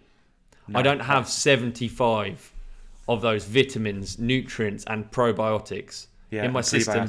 Prebiotics every day. I don't have them. No, you're not. That's probably what your insides sound like a little bit too. They're just rattling around. They're not complete. It's not a complete nutrition package. Exactly. I've run out of Athletic Greens AG1. All right. Well, what do I do? Thankfully, I just got a little delivery just landed right now. Do you want me to show you a little bit of what you could get if you take advantage of our offer? I'll just give you a little... Please. Can we let's do unboxing. So here it is. This is what's going to land at the door if you take advantage of the Ride Companion offer. Okay, so that's looking like this. That's an AG1 box. He's opening it up to our audio listeners. Oh, there you go, mate. You're going to get a bag of Athletic Greens. That lasts you a month, right? Solid month, mate, yeah. You're going to get the shaker bottle, which is lovely. Really nice quality. Very useful, yeah. Yeah, you're also going to get in there, which we don't have in this box, a tin, the metal one that you showed, and the lovely little metal spoon. That's dope. Lovely, yeah. What else are our listeners going to get if they use our code? Yep, you're going to get a year's supply of vitamin D3. It's just in a tincture, super easy to take. And then we're also going to throw in 5 free travel packs. And these are amazing, dude. I've been using these quite a bit, especially been out and about a little bit more recently on the road. I take the travel packs with me. You know, mate, you're in and out of hotels, you're traveling, you're not getting good quality food, you're not getting good quality nutrition. You rip the top off this, you pour it in either in your shaker or in a glass of water or whatever. There it is. 75 vitamins, minerals, nutrients, pre and probiotics. Just like that. It takes all of the guesswork out of supplementation. It does. And there's no better way to start your day than with AG1. That's for sure. I've been taking it I've now run out. Yeah. Thankfully, I've got more on the way, but I've been taking it every single day since, and I really like it as part of my daily routine. And I think as well, dude, we're coming into a new year. It's something we've been discussing in the podcast of like making some new goals. And I think one of those goals potentially should be making sure that you're hitting those nutrition goals, right? I think absolutely. Maybe you're going to start biking more. You're going to try the streak challenge that we forgot to launch. I don't know. Yeah. But, I think it's just a good one to kickstart the new year off with, man. Especially after, you come out of Christmas as well. You've been eating terrible food, probably eating too much chocolate, drinking Corona, Disaronno, trying to make Dr. Pepper out of two things which obviously don't taste like Dr. Pepper. Why not make sure that you've got Athletic Greens in the cupboard and you're going to hit all of those nutrition profiles that you should really be having, right? Absolutely. Health is wealth, right? Health is wealth. What does that normally look like? Normally that looks like a load of different pills, supplements, little bottles jangling around in the cupboard. You've got to remember to take each one or reorder each one. With AG1, you just do one drink in the morning, one scoop, and you're done for the day. Yeah. Done. So if a comprehensive solution is what you need from your supplement routine, the Athletic Greens is going to give a free 1-year supply of vitamin D and 5 free travel packs with your first purchase. Go to athleticgreens.com/ride companion. That's athleticgreens.com/ride companion. That's right. For your one-way stop to optimization. I stumbled on my words then. I'm not optimized. You're not. You can tell that thing's run out. I'll be honest, you can tell it's run out. Me, I'm firing. You know what I mean? Exactly. My brain's got all the things it needs to be going. You know, I'm ready to go. I'm going to go for a bike ride after this, and that's all because I've been taking nutritional Athletic Greens. It's as simple as that. There you go. Athletic Greens, AG1. Big thanks. Big up.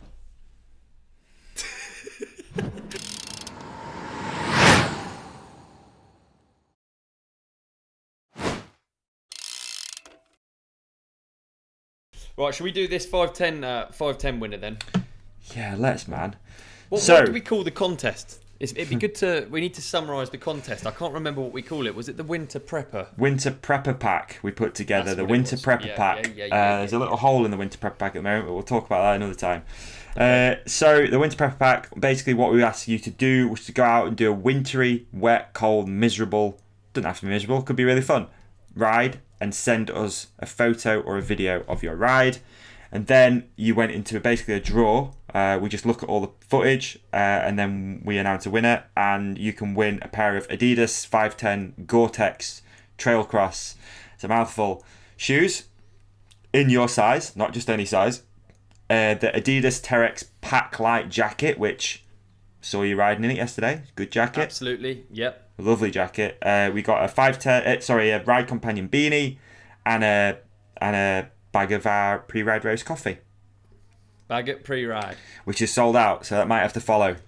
But anyway, that's a story for another day. So we had so many entries, dude. Some of my favourites. Okay, some of my favourites. We did. It's one of the best things about it being quite such awful weather, isn't it? Yeah, it's good, man. It's nice to see people getting out there, creating content, entering, tagging 510, tagging us, and I think we got maybe weren't 100% clear on it because some people were just like sending stories through, and I was like, no, please post it so we can see the actual tag. So there's probably a lot more entries than what we can physically see if you go on and if you want to look through them, just go on our Instagram account at the Ride Companion, click the tag button, and then you can see everyone's entries and you can see the ones that we see basically. But yeah, man, some bangers. We got Olivia the Engineer, obviously out there doing it. There's a really good one that I liked from Keen Slade 1998. He was definitely in the mix. Hanson MTB, Jess Tarvilla. I like some of the descriptions too, man. Some of the descriptions were hilarious. They're good. Some of the most creative work comes out when you're cold and wet, doesn't it? Yeah, and trying to win something. Yeah. I sort of end up hysterical, I feel like, when I'm that cold and wet. I got so cold and wet yesterday. Really? I should have done an entry, yeah. Mort's Rides Bikes, big supporter of the podcast as well. We appreciate you. MTB Ambletron, great entry. Brock Sanderman, another great entry, is also running some Ride Companion frame protection kit, or what was it called? Lockdown Companion frame protection kit. He's out there in the slop. Yep. So many great entries, mate, but there was one that stuck out to you that is going to be the winner of the Winter Prepper Pack. Ollie, do you want to do the honours? Are you still happy with this one? I'd love to. I'm just trying. Yeah, I am. I'm just trying to find it now because I've gone off the page to look at the. You DM'd it me. Blah, blah. I DM'd it you, but we're just waiting on the internet. Right. Oh no, we've got. Okay, we're in.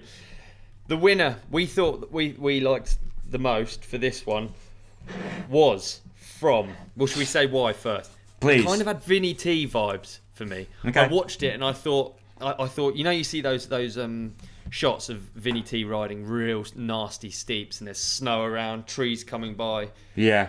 Nice, like, long angle as well. Like, you can see a lot of frame and a lot of arm. I like that about this footage. Exactly. Yeah, and you can tell it's probably he's stretched out because it's so steep as well. Yeah, boy. It is Richie Goldstraw at richie.goldstraw.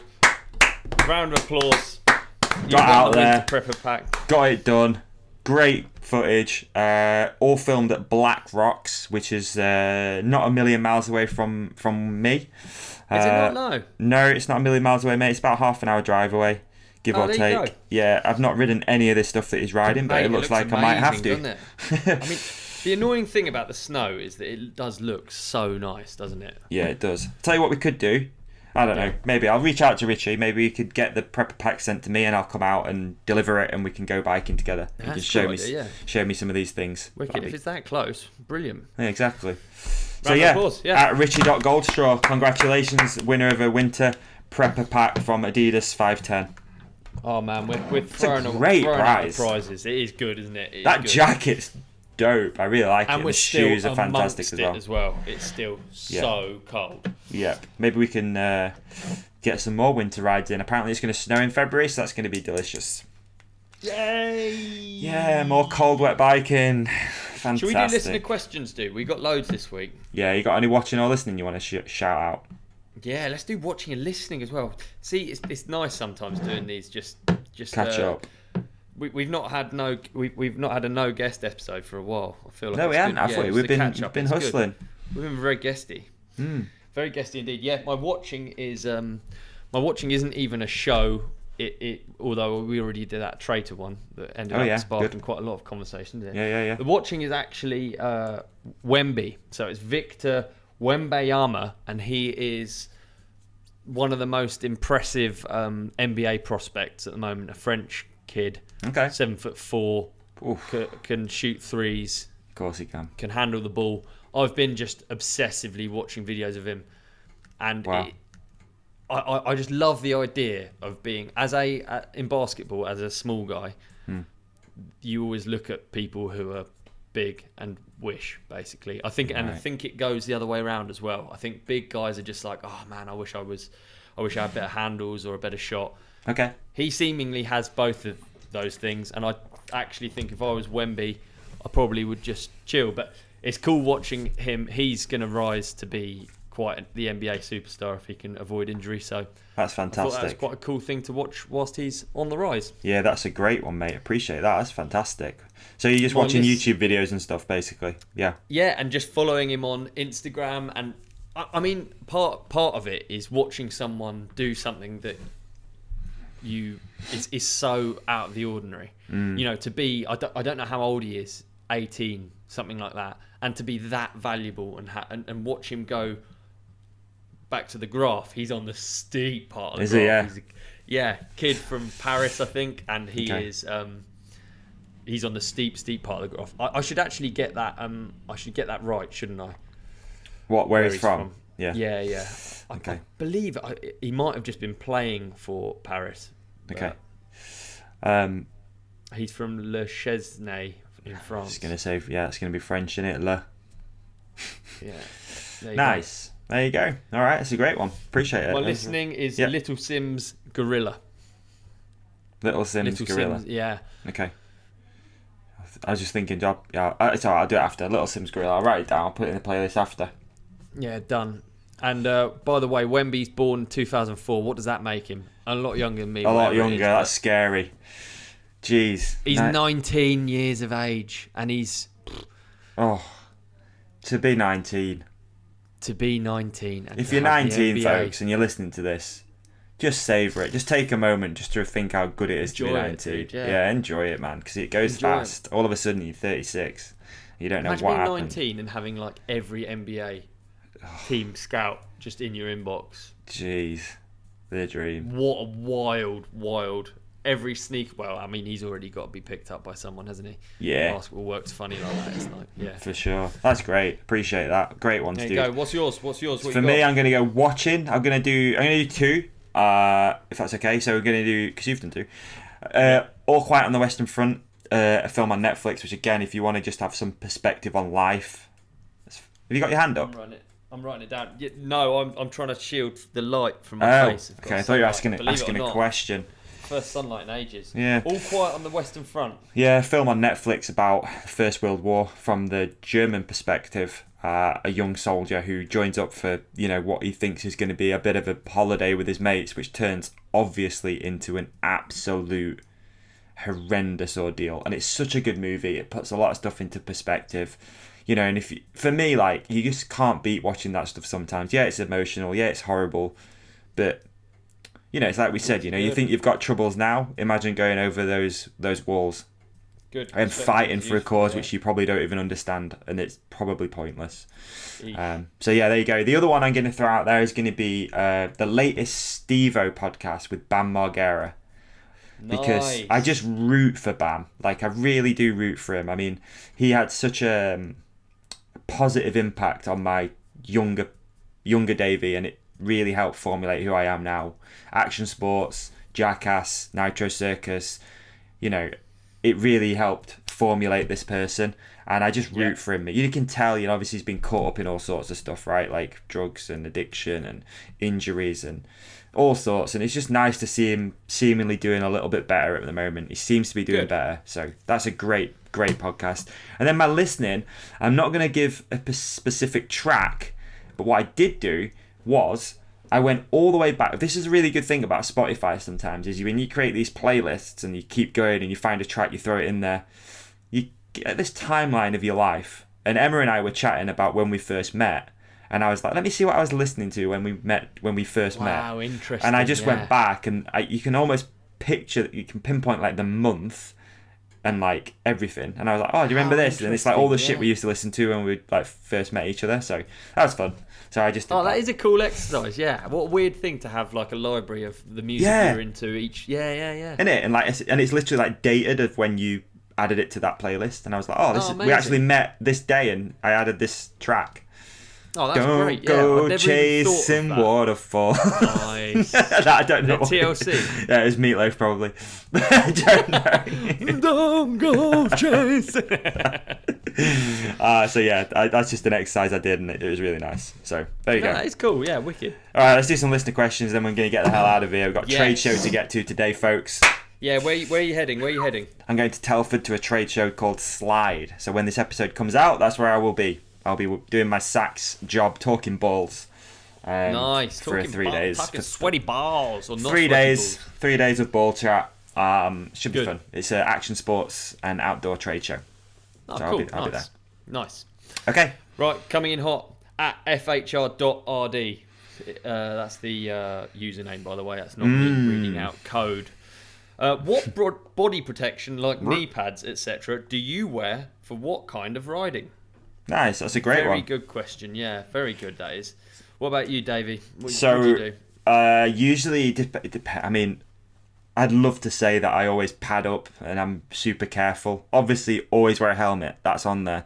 I don't think that's what it means. Knee pads are like a 50% split for me, to be honest with you. It's like, I often say, before going on a ride with people, I'll be like, is it a knee pad day or is it a chiller? Like, are we just chilling? But I know it's stupid. You could just slide off on a route, put your knee down, boom, game over. But I'd say 60% of the time, knee pads, that's it. No more pads. Don't do elbow pads, gloves, and that's it. Yeah, that's it. That's knee pads. Mate, I'm pretty much exactly the same as you. I'm always 100% helmet and 100% ankle braces. And ankle braces, I don't really even know if they do anything, because I've broken my ankle with them on.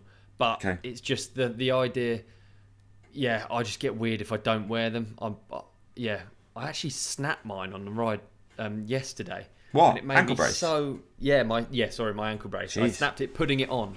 Yeah. Oh, wow. And it made me so weird, like just the fact that I knew that it wasn't working properly. Okay. I was really like OCD and creepy about doing stuff and all kinds of things. And then in terms of knee pads, I'm kind of the same as you actually. Weirdly, I take knee pads off to ride dirt jumps, which I know is completely stupid and I shouldn't do. But I tell you what, there is value in being comfortable. And if you think I'm wrong, then why aren't the Supercross racers, which is another hot topic, why aren't they wearing full body armour? Like, there is a big value when you're riding super hard. Not feeling any... Exactly. Yeah, any friction or anything. You just want to be free and easy. Exactly. Especially with dirt jumping. Like, imagine dirt jumping in like a body protector. It just feels so alien and weird. I don't know how those guys do it, actually. You know, like, with some of the big stuff, I guess Rogatkin's famously always got like body protection on. I think you just get used to whatever. In which case, there's no point in not wearing it. Just get used to it, which I do understand. But I mean, I'm in a different stage of my dirt jump riding. I'm kind of chilling. It's not really stressful for me. Dirt jumps. It's quite a relaxing, I would say, a relaxing thing. It's like I'm not trying new tricks. Maybe if I was trying new tricks, I'd pad up, but. Yeah, I do split as well. Some cross-country rides, if I'm on my own, a knee pad is like a good way of stopping me from going to hammer time as well. So yeah, definitely. There's that as well, but it's a great question. It is a great question. I think there's no right and wrong answer for a lot of However pads. you feel comfortable. Yeah, exactly. Especially on that steep learning curve, maybe pad up a little bit more because you're learning, you're finding what you can and can't do, your limitations, etc. Really but again, I ended up in hospital cruising, so... You never know. You do never know. Yeah, really good point. I mean, generally, I would say just wear pads. Yeah. Yeah, play it safe. Yeah. Tristan Peel 11 has Davy, spelt wrong, but I'll let you off, actually got any hair. But yeah, I do have hair. I just always choose... You don't need to see hair, do you? I mean, look, there's hair coming out the sides of this hat. I've got hair. He has got hair. It's not the best hair, but I do have it. He does have hair. Yeah, I'm 36. I just always choose to wear a hat. Especially when we're doing podcasts. I don't know. There you go. This is another source of a revenue for me. Oh dear. Sponsor me. Yeah. After you. Find another one. Okay. The next one is... it's from B19LB, which I guess is like a private plate for Bilby. Or Bibbly, or Bibbly. Can we get Bren Orton to the Freedom Ride and have a karaoke off with Olly? I would love Bren to come. I'd love. Just see what you're wearing. He was a great. I'm wearing a hat, dude. He'd be a great guy to have at the Freedom Ride. He'd be great fun. Bren, I can't stress how much of a top bloke he is, and if you haven't listened to the episode, check it out now because he was a really good guest, wasn't he? He was really good. I'm looking forward to getting again, like actually sitting down with him because I think there's a million different ways we could have gone down, and I don't know if we spoke about it at the time. I think we did, but we did have some technical issues, and it made the whole thing really difficult. But yeah, looking forward to doing more with Bren in the future and going kayaking. That is 100% happening this year. We're going kayaking, me and thee, and we're gonna go down something wicked. Well, good. Upside down. As for karaoke, dude, I'm a man of my word. When Bren was telling that story, I don't remember it. But you did karaoke? When I bailed out, it just doesn't seem bailed like out. Man. It doesn't seem like me, but I trust him. I trust Bren over my memory. So I mean, karaoke at Freedom Ride would be a laugh, but it would be fun. Karaoke's got like a time and a place though, hasn't it? And like midday is like not the vibe for karaoke. I wonder if we could have karaoke for the hot seat racing, for the duration of the hot seat racing. Just have someone in the hot seat karaoke. They have to sit in the hot seat karaoke. Maybe we're overcomplicating things. Maybe you have to sing if you're in the hot seat. Yeah, there you go. At Mort Rides Bikes, have you looked into rock climbing? I used to do a little bit of climbing. It's a great question. I know there's a little add-on to that about a guy called Tim Emmett saying he'd be a great guest. No doubt Tim Emmett would be a great guest. Skip through a lot. No, it's all good. I've looked into rock climbing. I'm living just outside the Peak District, which is arguably the most famous area for climbing in the UK and arguably in the world. There's people, it always blows me away that people move to this city or, just outside where I live just for the climbing, and you forget that it's so good and so popular. Growing up, a bunch of my friends climbed. One of my really good friends used to be the 510 agent, so we always used to be around climbing, going to events that they were putting on. Personally, I just fucking hate it. It's as simple as that, and I'll be brutally honest. Oh, do you? I did not see it going that way. Yeah, wow. I just hate it. I just don't like it. Left turn. Yeah, left turn, Clyde. Just don't like it, dude. Like, there's just a lot of waiting around. It's just like bouldering. I'm okay with. Like, indoor bouldering's kind of cool. Like, it's just a sweaty place. It just plays trance music where we used to go. But the outdoor stuff, I just don't. Never liked it. Don't particularly enjoy standing around just waiting for someone to go up something. It's just not. I know it's an active sport, but it's so much preparation and so much just standing about, and it's hard. Do you know what I think with climbing? And I got mega into climbing, as in like I climbed all the time, but only bouldering, like you say. Yeah. If you remove the fear of height or the exhilaration from climbing up high, what I don't quite... And you know, I've done very little rope climbing in my life, but it doesn't really, like... Being higher up doesn't really make me more... It doesn't make the experience more exciting. So I really enjoyed bouldering. And that's kind of a nice hang. You go bouldering place and they have music on. It's kind of problems, fun. And you try it over and over and over, and you can see improvement. I really like that because I feel like you're like at the limit of what you can do almost. Whereas unbelievable if you're really for strength.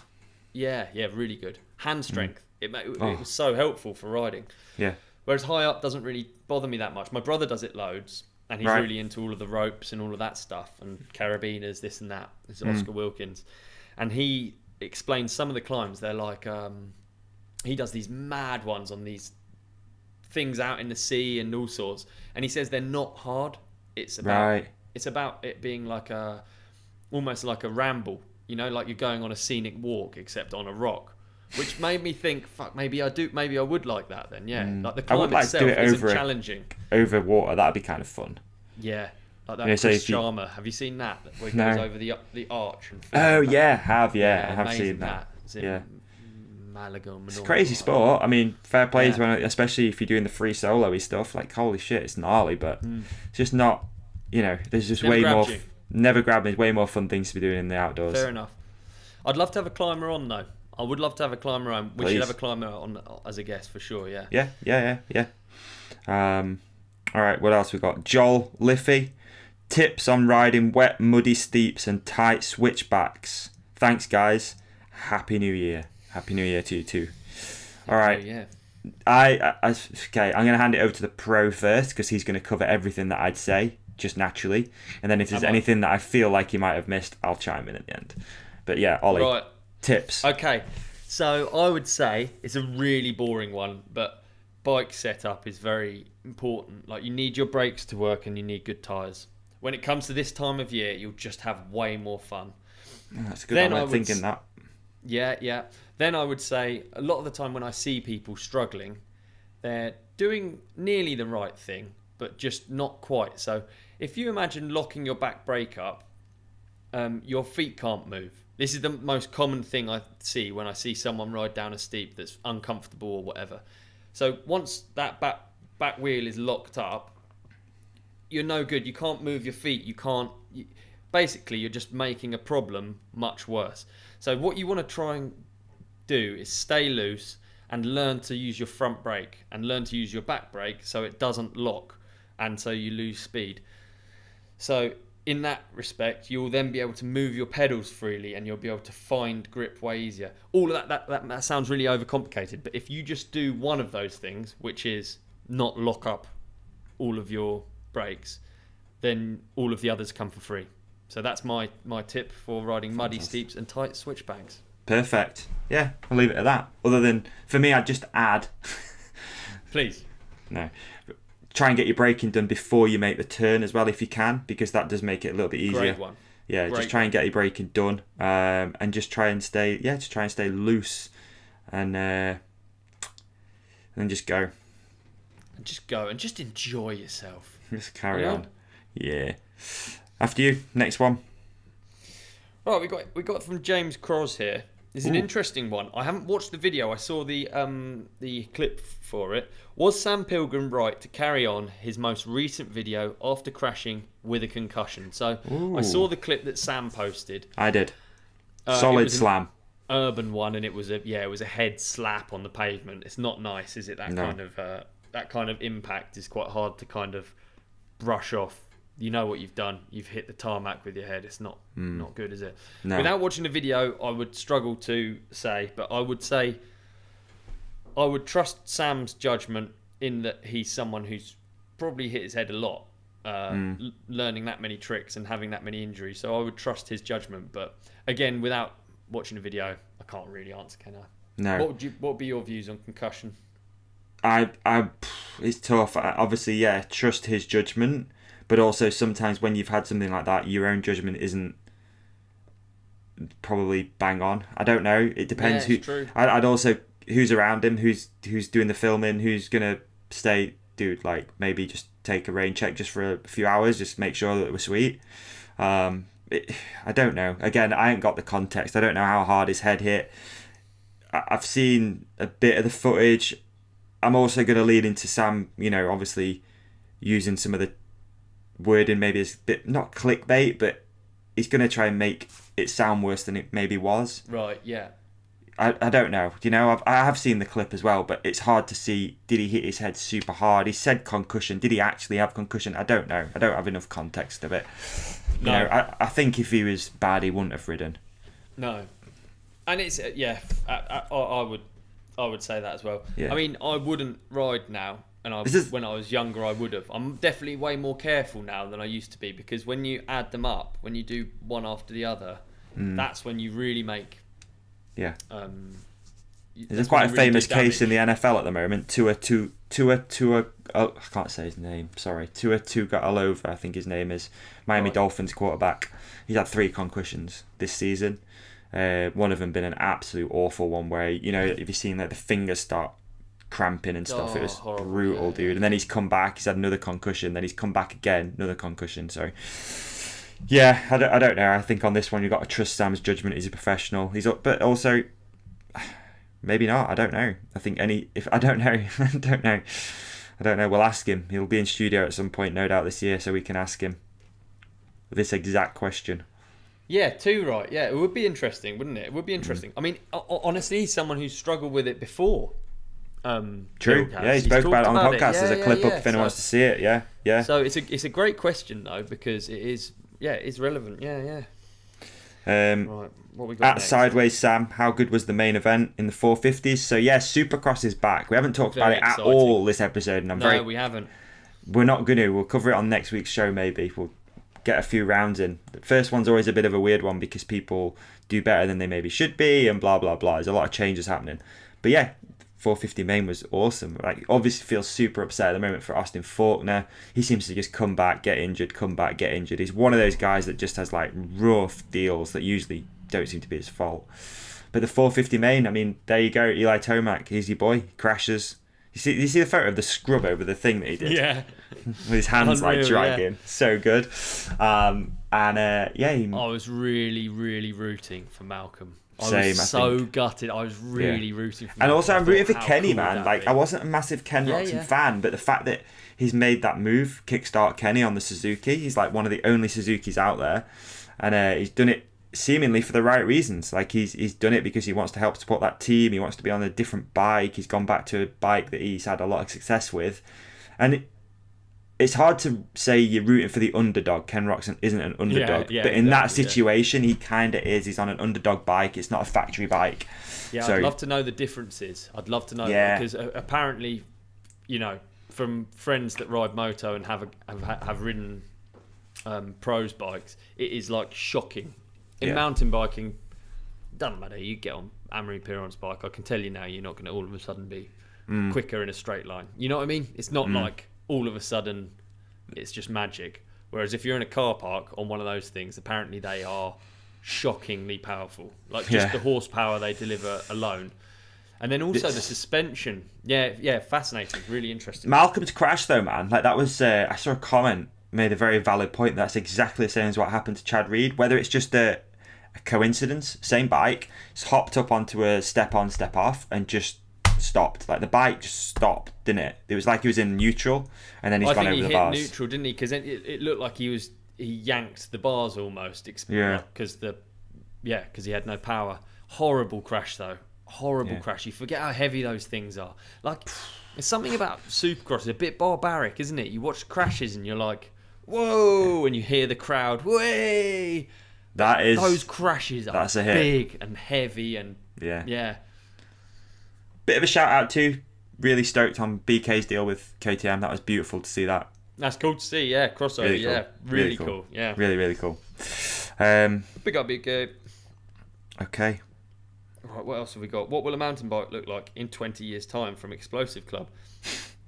I feel like it goes back to a little callback from earlier in the show. I feel like we're on the shallower part of the development stage. So yes, although it will look different, how different I don't know. I think probably what will happen, the biggest change will probably be the fact that you're not even going to know it's an e-bike.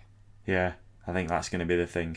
Yeah, I think that definitely will happen. Whether there's going to be more integration, I'll be judging by Pink Bike comments on bikes with integration. There's a lot of hatred for integration, but it seems to be coming regardless. Yeah. Who knows? That'd be interesting. It would be nice to see into the future what they look like. Brakes with no lines. That'd be pretty interesting, wouldn't it? Like Bluetooth brakes. Would you trust a Bluetooth brake? Negative. I would absolutely not.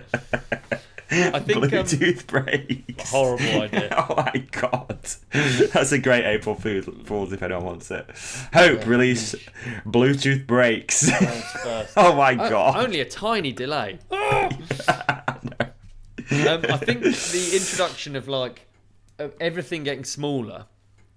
Just a gearbox still, if someone could get around that kind of problem, it would make bikes, it would be such a game changer. It's such a weakest link for me, the rear derailleur. It's a fantastic invention and really well designed and super efficient, but just if we can ever reach a point where a gearbox is sort of integrated in the motor, then it means e-bikes would be I just saw, actually, speaking of it, gearboxes, that's a team move. It won't have made it Pink Bike, but he's been on the podcast before. Tyler Villapoto. Yeah. He just signed for Zerode. Oh, wicked. Gearbox bike. That's kind of interesting to see. He fucking rips on a bike, dude. Yeah, he's good, isn't he? Yeah. Yeah, he rips. He's great to see. Okay, let's do two more. Yeah, let's do two more. Let's go. Are you doing the next one? Yeah. What's the Don Walcott? What's the worst domestic pet you can get? Fish. Fish are fucking shit. Fish are so shit. Why are you hating on fish, dude? They don't do anything. They don't do anything. You can't take it for a walk. You can't. What do you do? The fish is looking out there. He's thinking, "What does this motherfucker do? Why is he talking to the microphone? Some bell end." That's true. It's a fair point. It's just the first thing that came to my head. Fish. No, okay, fish are shit. Yeah, no. Fish are shit. Leave fish be. Put them in the water, like in the ocean. All good. Don't need to have them in your houses. Right. I tell you what I would say. Yeah. I can completely understand your angle on fish. Fish are. Yeah, they're cracking on, doing their own thing. Arguably, they're unhappy, and they're not. It's not an action-packed life. Keeping fish, is it necessarily? No. I'm a fan of fish. I'll be honest. I'm a fan of fish. I think they look nice. There's something meditative about watching fish. A tiger, as much as it's sort of like the dream that people chase, Bernard Kerr in particular. Yeah, obviously. Think of how shit that actually is. Having not only he's got an orange bite now as well. Just being near an apex predator, having one in the local area. I mean, I live in the Surrey Hills. There's nothing you got to worry about. You can walk out there. Just cougars, bro. Yeah, you could be lathered in peanut butter. Just walk out into the woods naked. Nothing's going to get you. You don't have to worry. Cougars. You could have stakes strapped to your. You know what I mean? You're fine. Yeah. Think of how annoying it would actually be living somewhere where there are. I guess listeners we got in Canada, you got bears. Yeah. And they are dangerous, and it's easy to come around the corner and there be one. That YouTuber I really like is called Liam Brown. He does the wild camping and stuff. He did a walk through like France and Switzerland, and he was walking and there was wolf prints all over and stuff like that. Whoa, in the mountains where he was. I was like, holy shit, that's scary. That is scary, isn't it? That is scary. There you go. Yeah, take a lot for granted living over here, I feel. Yeah, that's a good question. Right, let me get the questions up. My apologies. It's all right. I got one that I want to throw in there if that's okay. It could be a good one to end on. At Kyle Gibbo Gibbs, tips on finding new people to ride with. My local friends group have started to stop riding. That's a sad state of affairs. Oh, sorry to hear it, Kyle. Yeah, that sucks. Okay, here's one tip. We have a closed Facebook group, which is quite good. So there's people in there. There's about 800-900 people in there. I dare say putting in your location and asking if there's anyone local to ride with, we might be able to find someone in there. But it is tough, man, especially when you get a little bit older. Finding new friends to bike with is not easy. I was going to say we all feel your pain. Like, it just happens in waves for me. Like, sometimes there's loads of people around, and sometimes there's just not everyone is solid and needs it as much as you. That's what I kind of have come to realise, and it's fine. You'll find someone else. I think there's something called group rides. Yes, group rides. There is. Yeah, we need to organise a few rides through that. The group rides.cc. We need to do some. So depending on where you're at, Kyle, you can go on there. You can set up group rides, and you can basically just invite whoever, and people scroll through and they can find group rides in their area. So maybe give that a shot. I believe it's totally free as well to use. Focus push it a little bit, right? They're doing some stuff with them. Yeah. I mean, I actually this weekend had an example of kind of a weird one. Actually, it was like I think I got sent a load of so Tommy C Hype. Have you heard of Tommy C Hype? He's got a popular YouTube channel. He's a killer rider and travels around spreading the hype. I didn't know the bloke. I'd never met him before, and I got sent one of his Instagram stories. This is a nice social media story, actually. Okay. So I got sent it from so many people, a lot of listeners of the podcast, and they just said, look, he wants a guide, and he's a top bloke. And I'd seen his videos before, and he's a good time, you know. Okay. He loves biking. He's a hype man. He's fun to ride with. So I went for a ride with Tommy C. There you go. Tommy Hype. Tommy C. I don't know. Tommy Hype. I think it's Tommy Hype now. Tommy Hype now. Tommy Hype. I feel like the C's gone. Tommy Hype. So we did a miserable, wet Surrey Hills ride. But it was cool. It was cool that it sort of just came about through biking, through the community, and he was a top bloke. It didn't disappoint. He was a top bloke. We had a wicked ride. So yeah, thanks. Okay. Shout out to Tommy Hype. Is it potentially possible that Tommy C Insta is a different guy? That's Tom Caldwell. Yeah. And Tommy Hype is a different person. That's right. Yeah, I think his YouTube channel is Tommy C Hype. Yes, I believe it is. Anyway, he's Tommy Hype. Yeah. Tommy Hype. Tommy Hype. Tommy Hype. There you go. Sick, man. That's a nice story. So, and again, I dare say, posting a few things on your Instagram story and see if anyone around you is gonna just join you. It would be kind of a good idea. I love that, man. What I did, I just set up a local WhatsApp group, and anyone I met out riding who looked like a normal person, I just said, I can throw you into this group if you want. And then the idea is that people just go, yo, I'm just nipping out for an hour's ride, and I want to join. Boom, there you go. Yeah. And then you've got a little bit of a thing that can continue evolving as you progress with it. So wicked. Great. And there you go, and that's that, folks. We appreciate you as always. Thank you for listening. It's been a varied episode.